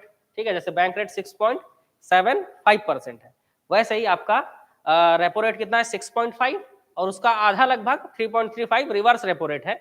CRR की जो प्रतिशत है वो 4.5% है और एसएलआर 18%। सीआरआर मतलब बैंक अपने संपत्ति का कुछ हिस्सा आरबीआई के पास जो रख रहा है वो सीआरआर कहलाता है, कैश रिजर्व रेशियो। और वैसी एसएलआर स्टैट्यूटरी लिक्विडिटी रेशियो, ये जो है एसएलआर बैंक अपनी संपत्ति का कुछ हिस्सा जो स्वयं के पास रखता है, तो वो अभी चल रहा है 18%। ठीक है, और अगर 48 घंटे के लिए बैंकों को लोन देना हो तो आरबीआई ने उसका परसेंटेज कितना रखा है 6.75%। बाकी ये एसडीएफ की जरूरत नहीं पड़ती है, स्टैंडिंग डिपॉजिट फैसिलिटी, ये ज्यादा इंपॉर्टेंट है नहीं। तो ये सारी चीजें आपको इसमें पढ़नी थी। ठीक है, और तो कुछ बचा नहीं, खत्म। ये तो पहले ही पढ़ा दिया। उर्जित पटेल समिति 2013 में इन्होंने सिफारिश किया, तब जाकर अगर पूछ लिया जाए कि मौद्रिक नीति समिति को कब बनाया गया, तो 2016 में बनाया गया। इसमें आरबीआई के 4 सदस्य और सरकार द्वारा मनोनीत 3 सदस्य होते हैं। इस समिति का अध्यक्ष आरबीआई का गवर्नर होता है, वर्तमान आरबीआई के गवर्नर शक्तिकांत दास। ठीक है, जब चेंज हो गया तो देख लेना। इसके अलावा इनका काम क्या है, तो इनका काम है 4% तक क्या करना, मुद्रास्फीति को नियंत्रित करके रखना। ठीक है, 4% तक, तो 4% तक रखना है, तो +2 -2 तो होते रहेगा, आगे पीछे तो होते रहना है।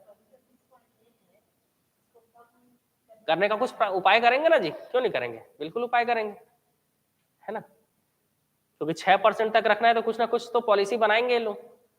ठीक, तो उसी को पॉलिसी को बनाए रखने के लिए तो बैंक रेट, ये सब रेट बढ़ गए हैं बताया अभी। ठीक है, कम थे पहले।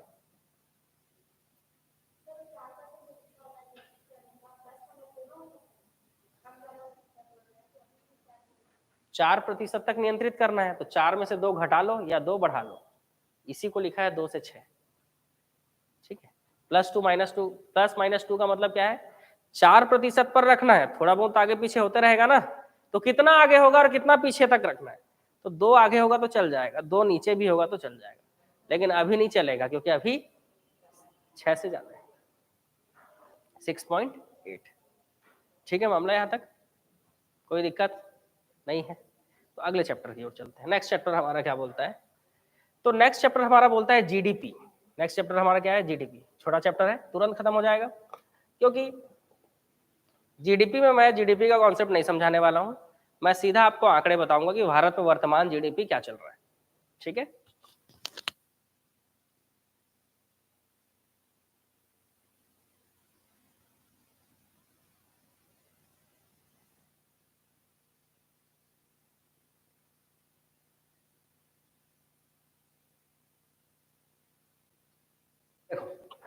2012-13 के अनुसार अगर हम जीडीपी विकास दर की बात करें तो 22-23 के अनुसार जीडीपी का ग्रोथ रेट रहा है 7%। कितना रहा है जी?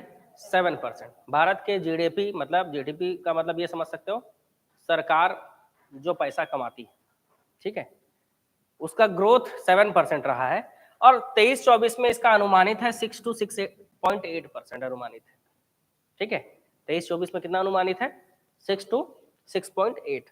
अब अगर हम वैश्विक स्तर पर देखे जाए तो वैश्विक स्तर पर इकोनॉमिक आउटलुक पत्रिका के अनुसार भी विश्व की 5वीं सबसे बड़ी अर्थव्यवस्था है भारत। 3.75 ट्रिलियन डॉलर हो गई है हमारी इकोनॉमी। 3.75 ट्रिलियन डॉलर इकोनॉमी के साथ 5वीं बड़ी अर्थव्यवस्था, ये विश्व बैंक के अनुसार है। लेकिन परचेसिंग पावर, प्रायोरिटी, क्रय क्षमता, शक्ति, खरीदने का शक्ति हमारे अंदर तीसरे नंबर पे है। तो खरीदते ज्यादा है, 714 बिलियन डॉलर याद है खरीदी और बेचा गया 450 बिलियन डॉलर का सामान। इस हिसाब से भारत जो है तीसरे नंबर पे, खरीदी में सबसे पहले नंबर पर यूएस है, भारी सामान खरीदता है। दूसरे नंबर पर चीन है, तीसरे नंबर पर इंडिया है। लेकिन अगर इकोनॉमी की बात करें तो इकोनॉमी में जो है, एक मिनट इधर कहीं लिखा होगा मैंने, ये 5 बड़ी अर्थव्यवस्था में सबसे बड़ी अर्थव्यवस्था यूएस है। 21 ट्रिलियन डॉलर इकोनॉमी है इसकी, 21 ट्रिलियन, ठीक है, 21 ट्रिलियन डॉलर है ना। जैसे मिलियन का मतलब क्या होता है जी? मिलियन का मतलब 10 लाख होता है। 1 मिलियन मतलब 10 लाख। जैसे हमारे भी सब्सक्राइबर जब 1 मिलियन हो जाएंगे मतलब कितने लोग जुड़ गए? 10 लाख लोग सब्सक्राइबर। 1 बिलियन मतलब 1 अरब। 1 अरब मतलब कितना करोड़? 100 करोड़, ठीक है, ठीक है। इसके बाद 10 खरब मतलब 1 ट्रिलियन होता है, समझ रहे हो? तो ऐसे आप समझ सकते हैं इसको, ठीक है। तो मिलियनर बनना तो आसान है, बात यहां पर है कि आप बिलियनर बन पाओगे कि नहीं, ठीक है। 100 करोड़। चलो आगे बढ़ते हैं। 5 बड़ी अर्थव्यवस्था की बात करें तो सबसे बड़ी अर्थव्यवस्था यूएसए है पूरे विश्व में। 21 ट्रिलियन डॉलर की इकोनॉमी है इसकी। China 15 trillion dollar, fastest growing country है ना। जापान 6 ट्रिलियन डॉलर, हाँ जापान अभी भी हुआ, जर्मनी को पीछे छोड़ दिया उसने। अब हम भी छोड़ने वाले हैं जर्मनी को पीछे वैसे, हाँ। और जर्मनी का 4 ट्रिलियन डॉलर और भारत का 3.75। और जिस ब्रिटेन ने हमारे ऊपर इतने सालों तक राज किया वो हमसे पीछे हो चुका है, 3 ट्रिलियन डॉलर उसकी इकोनॉमी, ठीक है। तो ब्रिटेन से ऊपर है हम, 5वीं बड़ी अर्थव्यवस्था है, 5th नंबर। क्लियर मामला? ध्यान से पढ़ो भाई, क्योंकि ये सब आंकड़े ढूंढने में जान छूट जाता है, ठीक है। चलो भारत का लक्ष्य क्या है 2024-25 तक? 5 ट्रिलियन डॉलर। कहाँ होंगे हम? चौथे नंबर पे होंगे, जर्मनी को पीछे करके, ठीक है। दूसरा कहाँ पहुंचेंगे जी? चीन 15 ट्रिलियन डॉलर है, ठीक है। सब कुछ अगर सही चलता है ना, और सरकार में कोई उलट फेर नहीं होता है भारत की सरकार में, तो हो सकता है जापान पीछे हो जाए। पर अगर सरकार में फेरबदल होता है तो नई गवर्नमेंट आएगी, अब उनको भी तो पैसा चाहिए ना भाई, इतने साल से खाली बैठे हुए हैं, नहीं तो दिक्कत है। चल आगे बढ़ते हैं। तो भारत का लक्ष्य 2024-25 तक 5 ट्रिलियन डॉलर इकोनॉमी का है। अब पता नहीं हो पाएगा कि नहीं, 4 तो हो ही जाएगा, जर्मनी तो पीछे है, खैर 5 हो पाएगा कि नहीं, ठीक है। तो ये है आंकड़े जीडीपी के। जीडीपी जो है मेन प्रति व्यक्ति आय इसमें पूछा जाता है कि भारत की प्रति व्यक्ति आय 2022-23 के अनुसार कितना है। तो भारत की प्रति व्यक्ति आय स्थिर मूल्यों पर 98,118 है। अगर भारत में जितना पैसा कमाई होता है उसको हर व्यक्ति को बराबर बांट दिया जाए तो उस हिसाब से एक व्यक्ति के पास कितना आएगा, तो 98,118। ठीक है, ये स्थिर मूल्यों पर है। चालू मूल्यों पर 1,70,620 रुपए, जो कि पिछले वर्ष की तुलना में 13.7% ज्यादा है। जोरदार ग्रोथ कर रहा है भाई लोगों का इनकम। आपका हो रहा है कि नहीं? खैर, ये प्रति व्यक्ति आय है, इसको इसी तरह से कैलकुलेट किया जाता है। प्रति व्यक्ति आय ही बताता है कि किसी देश की अर्थव्यवस्था कितनी मजबूत है। जितना प्रति व्यक्ति आय ज्यादा होगा, सीधी सी बात है, उसकी इकोनॉमी उतना ज्यादा होगी और वो देश उतना मजबूत होगा।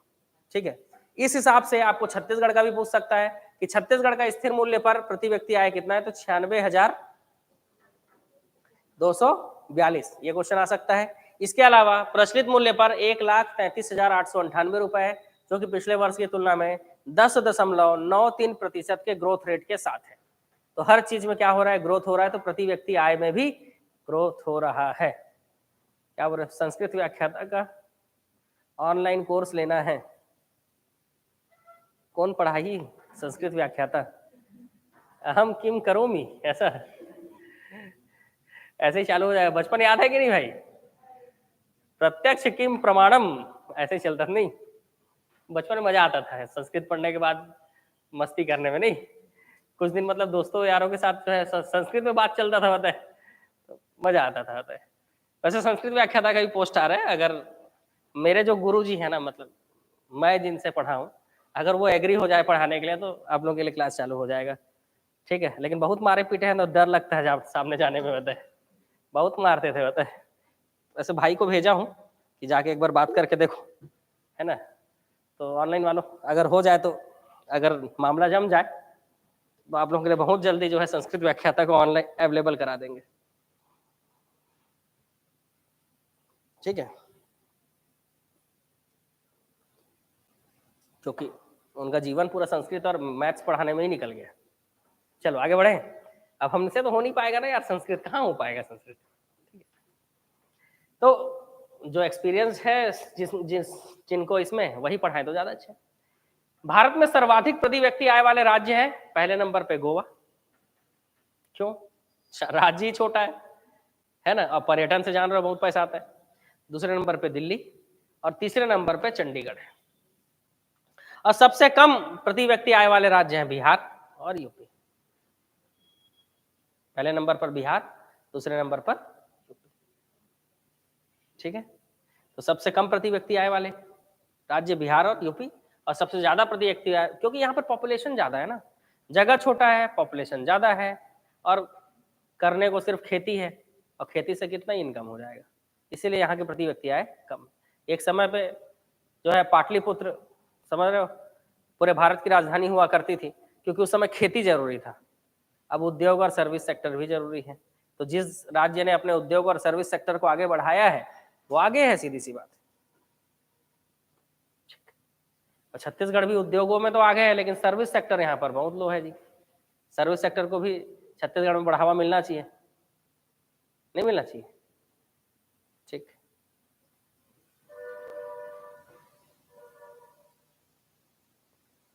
संस्कृत सब्जेक्ट में मैं टॉपर हूँ।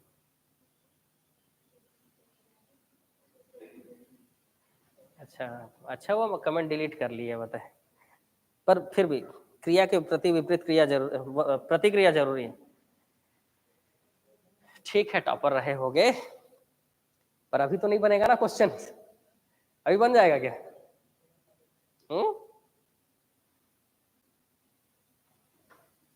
इकोनॉमिक्स पूरा कवर होगा, कर रहा हूँ भाई कवर, आज कोशिश है पूरा मेरा कवर होने का।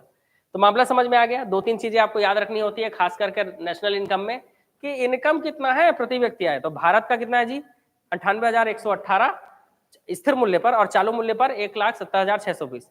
एक में मन भरता नहीं है, दो में पूछता है भाई। ठीक है, तो स्थिर भी पूछ सकता है, चालू भी पूछ सकता है, मैक्सिमम आपका स्थिर ही आएगा। ठीक है, छत्तीसगढ़ की प्रति व्यक्ति आय स्थिर मूल्यों पर लिखा होगा, स्थिर मूल्यों पर बताओ, स्थिर मूल्यों पर 96,242, और प्रचलित मूल्य पर 1,33,898। सोचो भारत का, देखो भारत का 1,70 है, और छत्तीसगढ़ का 1,33। नेता लोग कुछ दें तब तो, सब तो अपना ही जेब में रख रहे हैं, कुछ लोगों के लिए भी कुछ करना चाहिए, है ना। अरे पर्यटन को थोड़ा बढ़ावा देंगे तब तो पर कैपिटा इनकम बढ़ेगा हमारे यहाँ, पर्यटन को बढ़ावा नहीं मिलता है। ठीक है, समझ रहे हो? जैसे सबसे ज्यादा छत्तीसगढ़ में मतलब कौन सा ऐसा जगह है जहां पर पर्यटक सबसे ज्यादा आते हैं, पता है आपको? नहीं, क्यों नहीं पता है? क्योंकि ऐसा जगह ही नहीं है, पता कैसे रहेगा आपको? लेकिन पर्यटन स्थल यहां पर है कि नहीं छत्तीसगढ़ में, है ना? तो पर्यटन को बढ़ावा मिलना चाहिए कि नहीं? हमको भी तो पता चले, लोगों को भी पता चले। जब हम ही को नहीं पता तो बाहर के राज्यों को क्या पता रहेगा कि कहाँ जाना है घूमने? हमको बाहर का जरूर पता है, कान्हा किस लिए जा सकते हैं हम, है ना? और कहाँ जा सकते हैं? विशाखापट्टनम, पुरी, रामेश्वरम, द्वारिका, महाकालेश्वर, है ना, उज्जैन। हमको पता है बाहर का, बाहर वालों को भी तो हमारा पता रहना चाहिए कि आप भी यहाँ आ सकते हो करके। भोरम देव नहीं, दंतेवाड़ा, दंतेश्वरी, है ना, आपका बारसूर, सातधारा जलप्रपात, चित्रकूट, ऐसा बाहर वालों को भी तो पता रहना चाहिए, ऐसा फेमस होना चाहिए नाम, पता है? अपने हमें लोक प्रचलित है ना, छत्तीसगढ़ में प्रचलित है, लेकिन पूरे भारत में होना चाहिए। जैसे हम मतलब कुछ घूमने का प्लानिंग बना रहे हैं जैसे अचानक से, तो यहाँ जाएंगे होता है ऐसा करके। जैसे अभी कुछ प्लानिंग बना रहे थे, कल ही तो कर रहे थे ना, तो क्या नाम, मेरे मुंह से क्या नाम निकला सीधा? कोडाईकनाल जाएंगे होता है, हम लोग तमिलनाडु जाएंगे होता है, नीलगिरी पर्वत ऐसा करके। तो हमारे यहाँ भी पर्वत है भाई, हमारे यहाँ भी नंदीराज चोटी है, ठीक है? हमारे यहाँ भी अचानक मार अभ्यारण्य है। कितने लोग गए हो? 2 लोग, 3 लोग बस, बाकी लोग कान्हा किस लिए जाओगे बस। तो ये हो गया आपका जीडीपी से संबंधित आंकड़े, कि आपको सिर्फ इसमें प्रति व्यक्ति आय याद रखना होता है ना? वो भारत के लिए भी याद रखना होता है और छत्तीसगढ़ के लिए भी याद रखना होता है। ये इकोनॉमिक्स के इस चैप्टर के सबसे इंपॉर्टेंट आंकड़े हैं। चलो आगे बढ़ें, नेक्स्ट। हो गया क्या सब? हाँ, बस उद्योग ही बचा, लगभग सब निपट गया। ठीक है, और उद्योग तो बिल्कुल आसानी से निपट जाएगा, बिल्कुल मजा आ जाएगा। चलो, हाँ भाई, ये मजा आया ना? हाँ, देखो मैं आपको बता रहा था कि औद्योगिक नीति जो है वो पहले औद्योगिक नीति बनाई जाती थी। सबसे पहला जो है औद्योगिक नीति जो है, प्रथम औद्योगिक नीति 6 अप्रैल 1948 को बनाया गया था। इसके जारीकर्ता श्यामा प्रसाद थे और उनका पूरा नाम श्यामा प्रसाद मुखर्जी, तो इसीलिए इसको क्या कहा जाता है? मुखर्जी मॉडल कहा जाता है।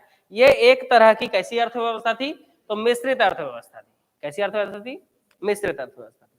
ठीक है, मतलब सरकार और निजी लोग दोनों मिलकर क्या करेंगे? अर्थव्यवस्था का प्लानिंग करेंगे। ठीक है, उसके बाद द्वितीय अर्थव्यवस्था नेहरू जी इसके जारी करता थे। अब जब जैसे ही नेहरू आ गए तो नेहरू का सोच तो एक ही था, है ना, कि हर चीज किसके कंट्रोल में होना चाहिए? सरकार। और समाजवादी अर्थव्यवस्था का मतलब समाज नहीं है, समाजवादी अर्थव्यवस्था का मतलब कंट्रोल किसका होगा? सरकार का होगा।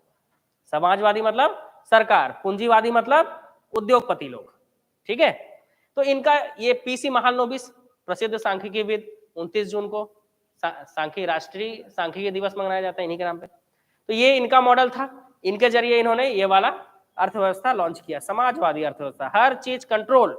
उसके बाद तृतीय जो है मोरारजी देसाई ने लेकर आया, देसाई मॉडल कहते हैं। 77 में इनकी सरकार बनी थी, क्योंकि इन्होंने बंद अर्थव्यवस्था को अपना लिया, और बहुत बड़ा बेवकूफी वाला काम, समझ रहे हो? बंद अर्थव्यवस्था होगी, ना बेचेंगे ना खरीदेंगे, समझ रहे हो? मामला समझ में आ रहा है ना? इसके बाद क्या हुआ था 1990 में? व्यापार संतुलन, भुगतान संतुलन घाटा जो हुआ था, तब जाके चौथा और नवीन औद्योगिक नीति जब आप पढ़ते हो 1991, ये डेट इंपॉर्टेंट है, 24 जुलाई 1991 को पीवी नरसिम्हा राव, इसको राव मनमोहन मॉडल कहा जाता है, इन्होंने खुली अर्थव्यवस्था दिया। क्या दिया?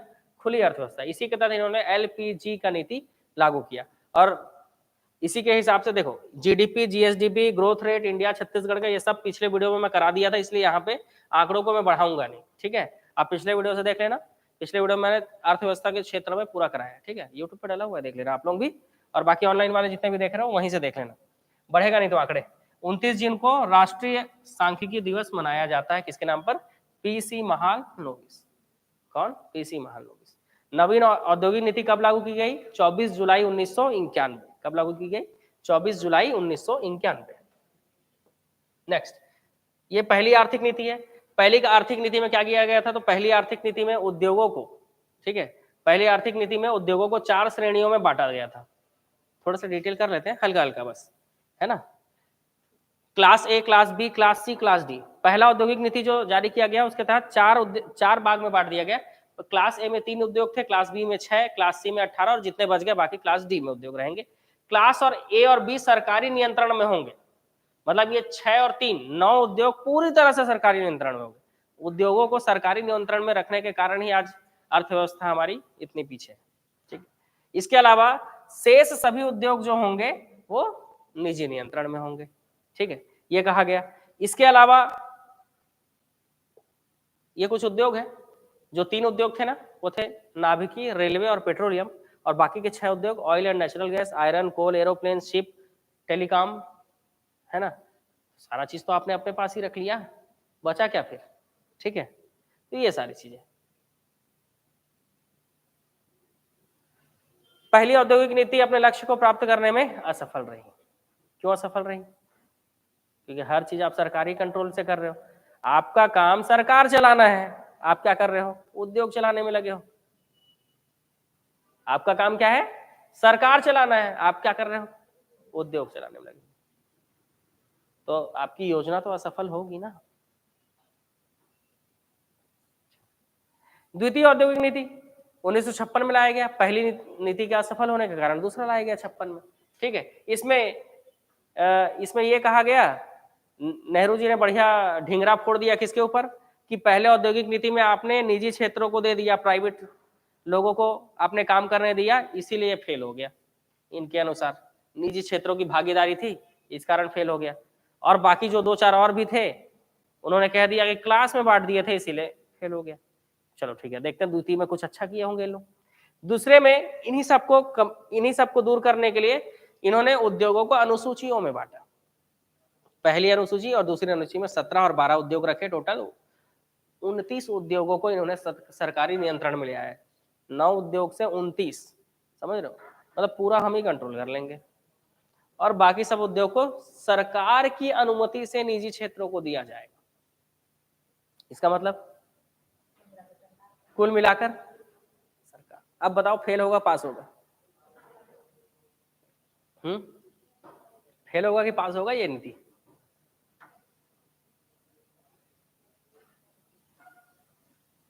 क्या बोल रहे हो जी? लक्ष्मी नारायण भगवान जी की जय।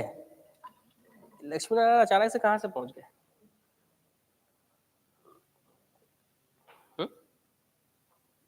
कहीं पर आए थे क्या? कोई नाम था क्या लक्ष्मी नारायण करके? मेरे कोई बोल रहे हैं क्या?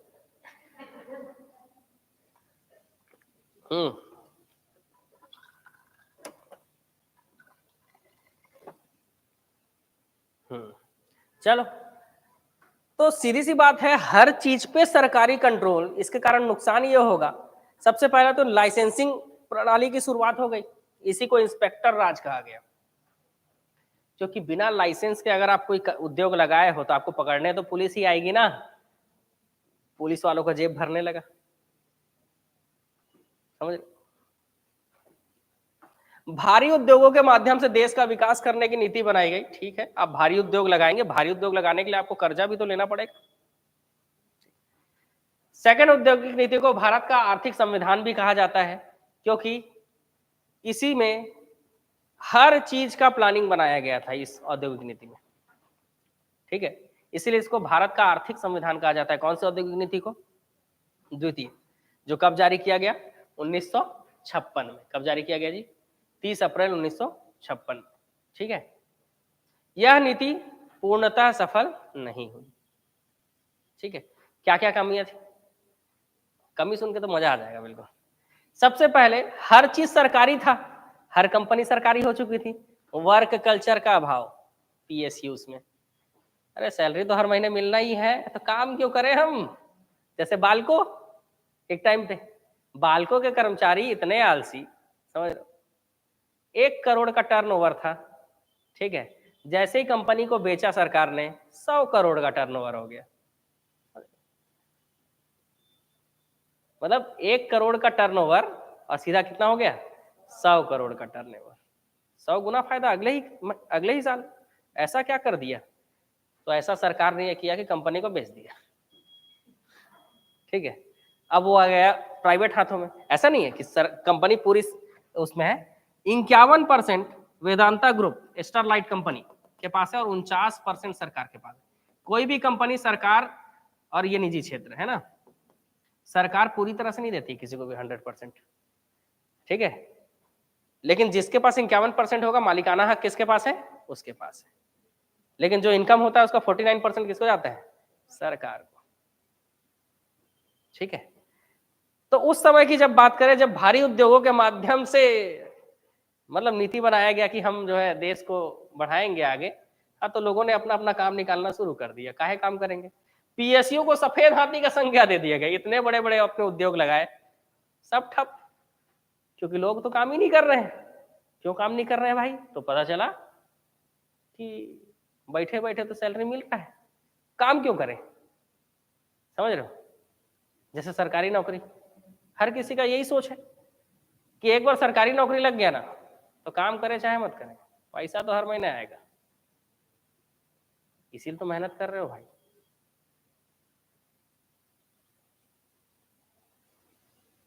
नहीं तो आपको भी सफेद हाथी का संज्ञा देना पड़ेगा मतलब।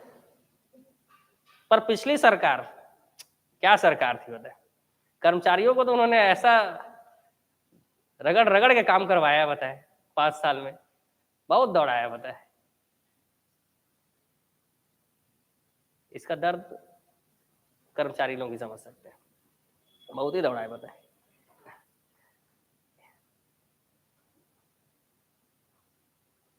लेकिन अब फिर से पीएसयू हो जाएंगे लगता है बताए, सफेद हाथी वाला संज्ञा।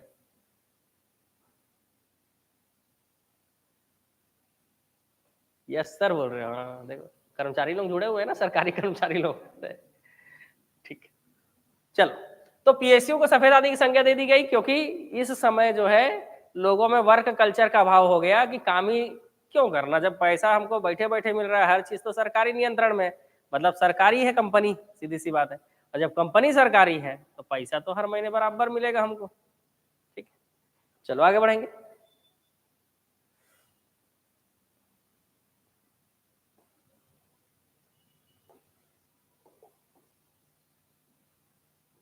औद्योगिक नीति 1969, इस समय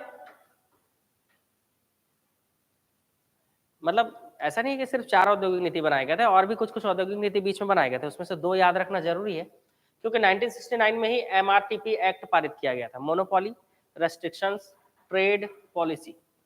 ठीक है, ये पारित किया गया और इसके तहत ये बोला गया कि अगर 25 करोड़ से अधिक संपत्ति वाली कोई कंपनी है तो उसको, उस कंपनी को रन करने के लिए, चलाने के लिए उसको भारत सरकार की अनुमति लेनी होगी। ठीक है, क्लियर? मतलब 25 करोड़ से नीचे वालों को छूट दे दिया गया। औद्योगिक नीति 1973 में क्या किया गया? फेरा को पारित किया गया। फेरा और फेमा पढ़ना पड़ेगा, फेरा पढ़ लो अब। विदेशी मुद्रा विनियमन अधिनियम, फॉरेन एक्सचेंज रेगुलेटरी एक्ट। तो जो भी विदेशी मुद्रा के साथ एक्सचेंज होगा उसके लिए एक्ट पारित किया गया कब? 1973 में। ठीक है, अब आप इकोनॉमिक्स पढ़ रहे हो यार, तो आज तो पूरा पैसे का ही मामला पढ़ना है हमको।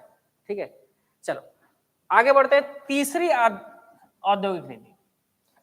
अब भारी भारी उद्योग तो लगा दिए लेकिन उद्योग ठप। अब क्या करेंगे लोग? अब नया बहाना, भारी उद्योगों से नहीं, लघु उद्योगों के माध्यम से देश का विकास हो।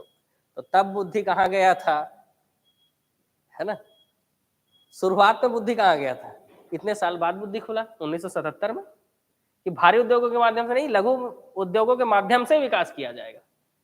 ठीक है, और जिला उद्योग केंद्रों की स्थापना की जाएगी।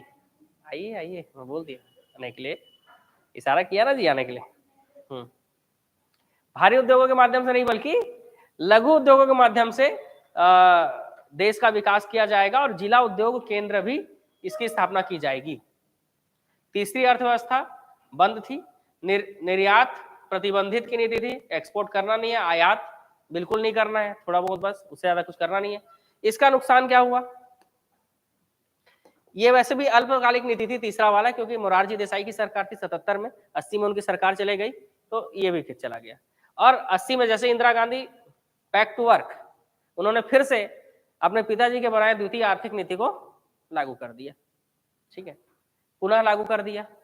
इसका परिणाम ये हुआ कि केवल 7 दिनों का विदेशी मुद्रा भंडार बचा हुआ था। फिर हमारे प्रधानमंत्री, जिनका नाम उस समय चंद्रशेखर था, 400 टन सोना उन्होंने हॉलैंड को बेच दिया, ठीक है, लेकिन इससे सिर्फ 15 दिन का ही विदेशी मुद्रा भंडार बचा, आपको बताया था मैंने, ठीक है। अब हम लोग कहाँ गए? उधारी मांगने IMF के पास। IMF वाले तो मुंह दिखा दिए हमको, सॉरी वर्ल्ड बैंक के पास गए पहले, उसके बाद IMF के पास गए, है ना, उसके बाद IMF के पास गए और IMF ने ये सिफारिशें रखी कि आप जो है, हम आपको पैसा देने के लिए तैयार है, लेकिन आप अपने देश में ये चीज लागू कर दीजिए, उदारीकरण, निजीकरण और वैश्वीकरण, ठीक है, बस। और कोई ऑप्शन तो था नहीं, हमने मान लिया और देश में हमने ये फैला दिया कि मनमोहन सिंह जी ने इस नीति को लाया है। लाना पड़ता, नहीं लाते तो पैसा मिलता कैसे उधारी, ठीक, चलो अच्छी बात है। औद्योगिक नीति 1980 भी आई थी, जिसके तहत आधुनिकीकरण और पिछड़े क्षेत्रों का विकास ऐसा करेंगे बोले। 86 में MRTP की सीमा में संशोधन करके 100 करोड़ का कर दिया, 100 करोड़ तक आप मोनोपोली कर सकते हो, उसके आगे नहीं, ठीक है। औद्योगिक लाइसेंस प्रणाली को सरल किया गया और उसके बाद फाइनली 1991 में लॉन्च कर दिया गया नवीन आर्थिक नीति LPG, खुली अर्थव्यवस्था, पूरे विश्व को भारत के लिए खोल दिया गया। उदारीकरण, नियमों और कानूनों को उदार बनाना, इसके तहत L का मतलब लिबरलाइजेशन, है ना, उदारीकरण। लाइसेंसिंग प्रणाली को कम करना, वर्ष 1991 के पूर्व 600 उद्योगों के लिए लाइसेंस लेने की जरूरत पड़ती थी, सोचो 1991 के पहले 600 ऐसे उद्योग थे जिसके लिए लाइसेंस लेने की जरूरत पड़ती थी। वर्ष 1991 के बाद ऐसा किया गया कि सिर्फ 18 उद्योगों के लिए लाइसेंस लेना पड़ेगा, बाकी उद्योगों के लिए लाइसेंस की जरूरत नहीं है। मतलब एक माचिस बनाने की फैक्ट्री डाल रहे हो तो फिर आपको लाइसेंस लेना पड़ेगा, है ना, समझ रहे हो। तो हर उद्योग के लिए लगभग लाइसेंस लेने की जरूरत पड़ती थी 1991 के पहले, इसलिए तो नुकसान हो रहा था हमको। अब 18 उद्योग, और वर्तमान में देखा जाए तो सिर्फ 5 उद्योगों के लिए लाइसेंस लेने की जरूरत पड़ती है भारत सरकार से। एक डेंजरस गुड्स जैसे न्यूक्लियर, इलेक्ट्रॉनिक या एरोस्पेस से संबंधित कोई चीज अगर आप फैक्ट्रीज की डाल रहे हो तो। दूसरा डेंजरस केमिकल, है ना, तो जितने भी रासायनिक पदार्थ हैं वो सब। इसके अलावा अल्कोहल, दारू के लिए चाहिए लाइसेंस, तंबाकू के लिए चाहिए लाइसेंस, एक्सप्लोसिव मतलब बारूद के लिए चाहिए लाइसेंस। तो इन 5 चीजों को छोड़कर अब लाइसेंसिंग प्रणाली को हटा दिया गया। कहां 600 उद्योगों के लिए लाइसेंस लेने की जरूरत पड़ती थी भारत सरकार से। चलो आगे बढ़े। देखो उद्योगों के प्रकार अगर देखा जाए तो उद्योग जो है 3 प्रकार से बांटा गया है। एक स्वामित्व के आधार पर, जैसे अगर 51% शेयर किसी कंपनी में सरकार के पास है तो ये जो है सार्वजनिक क्षेत्र के उद्योग कहलाते हैं, और अगर 51% निजी क्षेत्र के पास है, जैसे बाल्को निजी क्षेत्र के पास है, तो ये प्राइवेट निजी क्षेत्र के उद्योग कहलाते हैं। ऐसे ही उद्योगों को इन्वेस्टमेंट के आधार पर, कितना पैसा लगा है किसमें, उसके आधार पर MSME कहा जाता है, माइक्रो, स्मॉल, मीडियम और हैवी, ठीक है। तो MSME आप सुने होंगे, बहुत चलते रहता है न्यूज में, MSME करके, ठीक है। तो ये जो है ये उद्योगों के प्रकार हैं इन्वेस्टमेंट के आधार पर, ठीक है। जैसे स्वायत्ता के आधार पर मतलब मिनी रत्न, नवरत्न और महारत्न कंपनियां होती है, सुने होंगे आप, अभी 13वां महारत्न कंपनी बना है, ठीक है। ये हमेशा ट्रेंड में जब भी रहेगा, इससे क्वेश्चन आएगा आपके कि महारत्न कंपनियों की संख्या कितनी है, नवरत्न कितने हैं, मिनी रत्न कितने हैं। ये पैसे के आधार पर है, सबसे छोटा मिनी रत्न होता है, उससे बड़ा नवरत्न, और नवरत्न से बड़ा होता है महारत्न। महारत्न कंपनी स्वायत्ता क्यों बोल रहे हैं, क्योंकि अगर कोई कंपनी मिनी रत्न बन जाती है ना, कल को अगर मेरी कंपनी मिनी रत्न बन जाती है तो मेरे को उतना पैसा खर्चा करने का स्वायत्ता मिल जाएगा, 300 करोड़, ठीक है। तो इसीलिए मतलब ये सब कंपनियों में, ये सब कंपनियां मेहनत क्यों करेगी, स्वायत्ता के लिए, ऑटोनॉमी के लिए, अपने हिसाब से खर्च करने के लिए, ठीक है। दूसरे देशों में भी कंपनी लगा सकते हैं, मतलब ऑटोनॉमी का मतलब किसी भी देश में। चलो अगर इसकी बात करें हम एमएसएमई की, तो एमएसएमई एक्ट 2020 के अनुसार कोई कंपनी सूक्ष्म, लघु और मध्यम कैसे कहलाएगी? अगर किसी, ये एक्ट 2006 का है, इसको याद करने की जरूरत नहीं है, लेटेस्ट वाला याद करना पड़ेगा। अगर किसी कंपनी में इन्वेस्टमेंट 1 करोड़ का है और उस कंपनी का टर्नओवर 5 करोड़ है, तो वो सूक्ष्म उद्योग कहलाएगा। अगर किसी कंपनी में इन्वेस्टमेंट 10 करोड़ का है, किसी ने 10 करोड़ लगाकर कंपनी चालू किया, लेकिन हर साल उसका सालाना टर्नओवर 50 करोड़ है,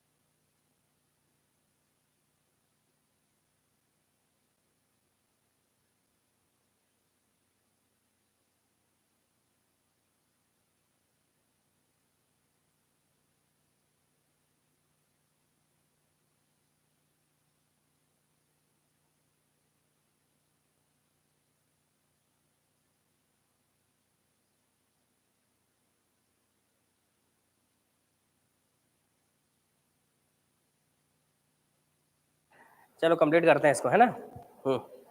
बीच बीच में ब्रेक जरूरी है ना, ध्यान ही नहीं है यार टाइम का। चलो आगे बढ़े। तो एमएसएमई जो है ये बताता है कि कोई कंपनी सूक्ष्म उद्योग, लघु उद्योग और मध्यम उद्योग कैसे कहलाएगा। तो सूक्ष्म के लिए क्राइटेरिया इन्वेस्टमेंट 1 करोड़ और टर्नओवर 5 करोड़ है, ठीक है।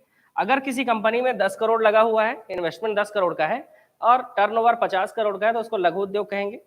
और अगर किसी कंपनी में 50 करोड़ का क्या है, 50 करोड़ का अगर इन्वेस्टमेंट है और टर्नओवर कितना है, तो टर्नओवर अगर 250 करोड़ है तो वो कहलाता है किसमें, मध्यम में, है ना।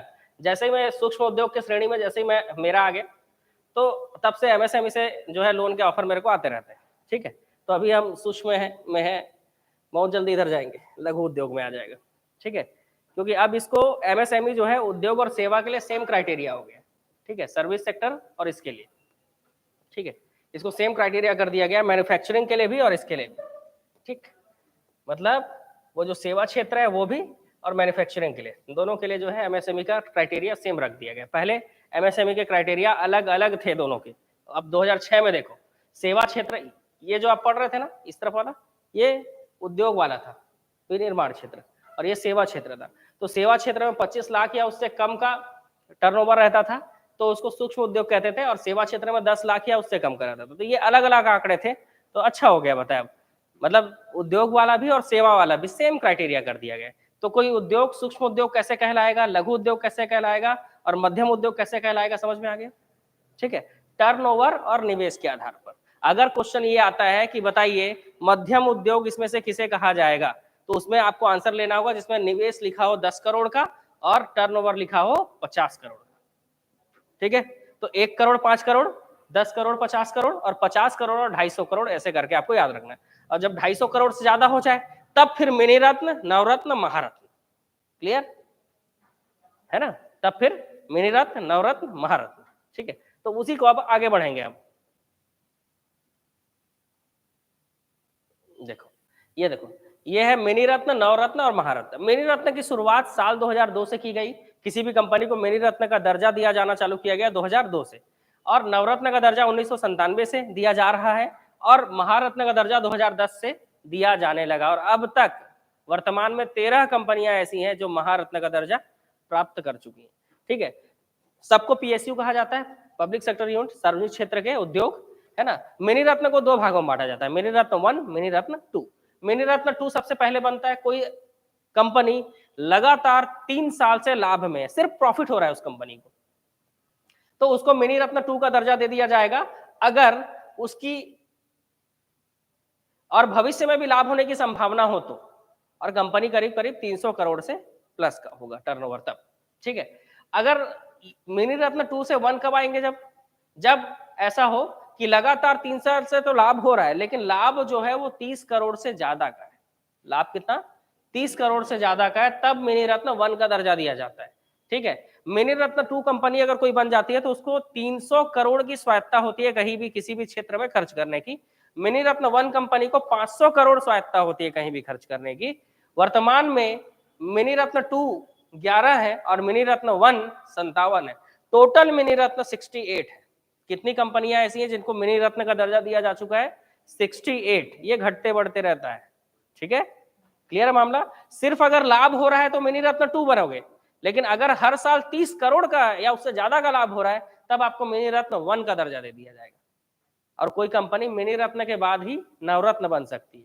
तो सबसे पहला चीज, नवरत्न बनने के लिए क्राइटेरिया ये है, किसी भी कंपनी का नवरत्न बनने का क्राइटेरिया ये है कि उसको मिनी रत्न होना जरूरी है। इसके अलावा जब उसका टेस्ट लिया जाएगा उस कंपनी का तो 100 में 60 अंक आना जरूरी है। ठीक है, इसके अलावा नवरत्न तभी कोई कंपनी बन सकती है जब उसमें 4 डायरेक्टर हो। ठीक है, इसके अलावा 1000 करोड़ का करीब लाभ होता हो हर साल। ठीक है, और नवरत्न की संख्या वर्तमान में 16 है। कितनी है? 16। ठीक है, और महारत्न 13। महारत्न के लिए क्राइटेरिया अलग है। महारत्न, कोई कंपनी महारत्न कब बनेगी? जब वो नवरत्न बन चुकी हो, मतलब किसी नवरत्न कंपनी को ही महारत्न का दर्जा दिया जा सकता है। इसके अलावा टर्नओवर 25,000 करोड़ का होना चाहिए। टर्नओवर 25,000 करोड़, 25,000 करोड़, और नेट वर्थ 15,000 करोड़। ठीक है, नेट प्रॉफिट 5,000 करोड़। ठीक है, प्रॉफिट 5,000 करोड़ हो रही है उस कंपनी में। ठीक है, इसके अलावा इस कंपनी को स्वायत्ता, अगर कोई कंपनी महारत्न है तो उसको 5,000 करोड़ इन्वेस्ट करने का स्वायत्ता है किसी भी क्षेत्र में। तो मिनी रत्न 2, 1, नवरत्न और महारत्न, इन सब को आप समझ सकते हो कि मिनी रत्न अगर 2 है तो उसको 300 करोड़ खर्च कर सकती हो, कब आपके ऊपर भी खर्च कर सकती है। मिनी रत्न 1 500 करोड़, नवरत्न 1000 करोड़, और महारत्न कंपनी है तो उसको कितने करोड़ खर्च करने का अधिकार है? 5,000 करोड़, कोई अनुमति की जरूरत नहीं। ठीक है, तो इस तरह से मिनी रत्न, महारत्न की संख्या 13, नवरत्न की संख्या कितनी है? 16, और मिनी रत्न की संख्या कितनी है? 68।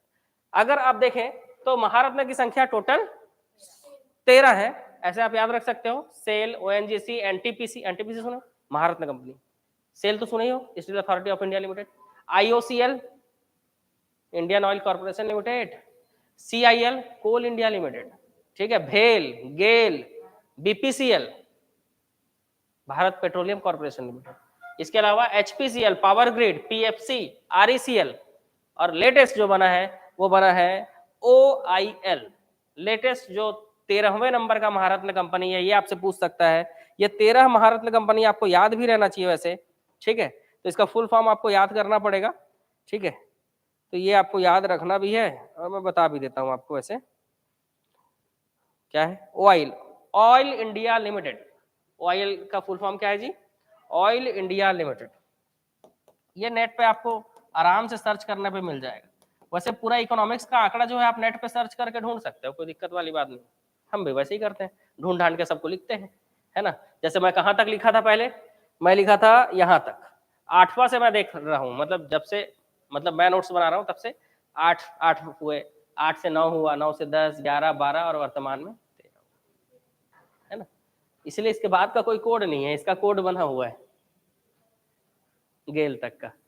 ठीक है, तो ये हो गया आपके महारत्न कंपनी। लेटेस्ट ही पूछ सकता है बस। 13वां कौन है? तो ऑयल इंडिया लिमिटेड, बस इतना।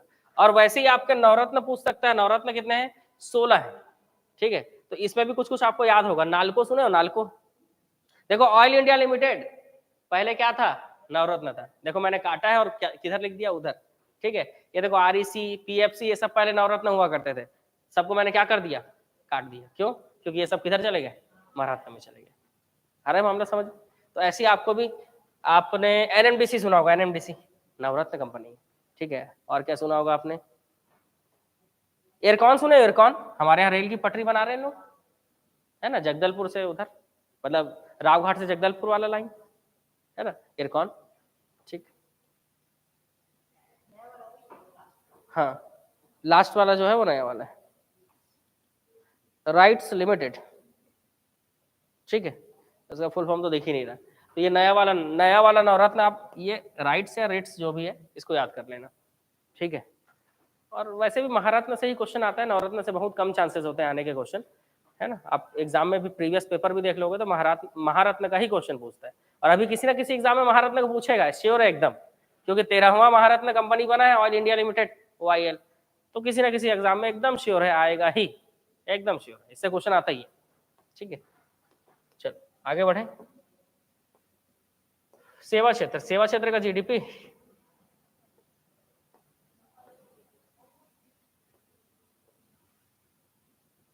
अच्छा, ये इंपॉर्टेंट एक मैंने इस बार ऐड किया है अपने नोट्स में कि भारतीय अर्थव्यवस्था में ऐसी कौन सी चीजें हैं जिसमें भारत पहले नंबर पे है पूरे विश्व में। जैसे वैक्सीन का निर्माण में भारत पहले नंबर पे, दुग्ध उत्पादन और धन का प्रेषण, है ना, पैसे को भेजना, लाना ले जाना, इसमें भारत पहले नंबर पे, ठीक है। भारत दूसरे नंबर पे किस किस चीजों में है? तो कच्चे इस्पात का उत्पादन, इसके अलावा मोबाइल फोन निर्माण में दूसरे नंबर पे।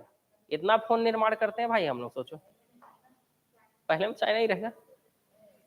ऑटोमोबाइल क्षेत्र में हम तीसरे नंबर पे हैं, क्रय शक्ति में तीसरे नंबर पे है, अंडा उत्पादन में तीसरे नंबर पे है, फार्मा उद्योग में हम तीसरे नंबर पे।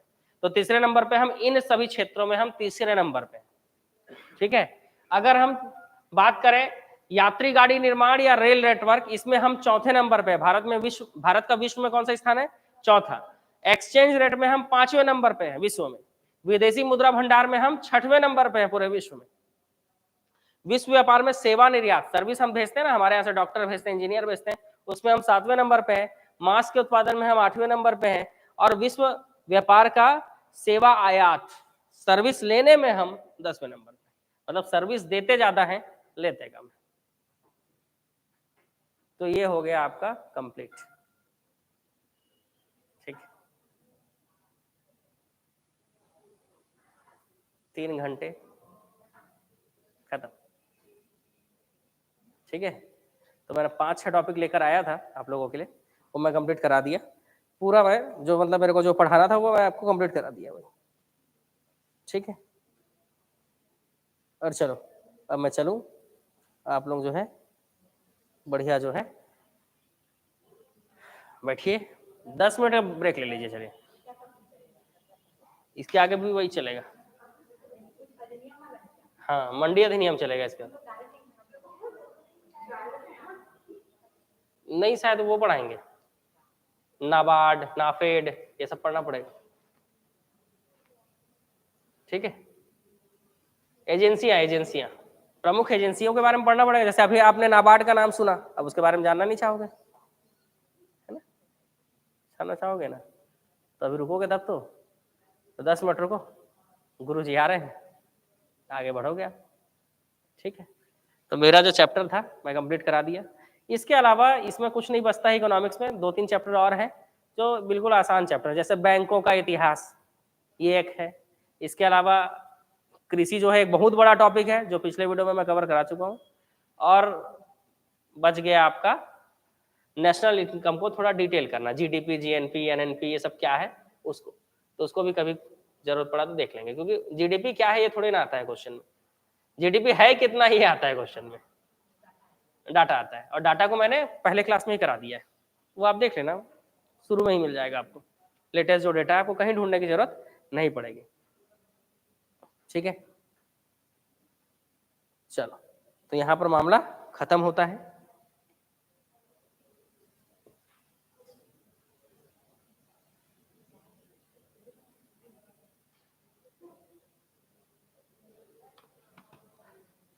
चलो अब कल मिलेंगे भाई। नहीं नहीं, आप लोग तो अभी रहोगे। संडे का प्लानिंग क्या बोलते हो, संडे आए सुबह छुट्टी लोगे? ऐसे एक आग मैराथन और खींचते हैं, तब तो मजा आएगा। ठीक।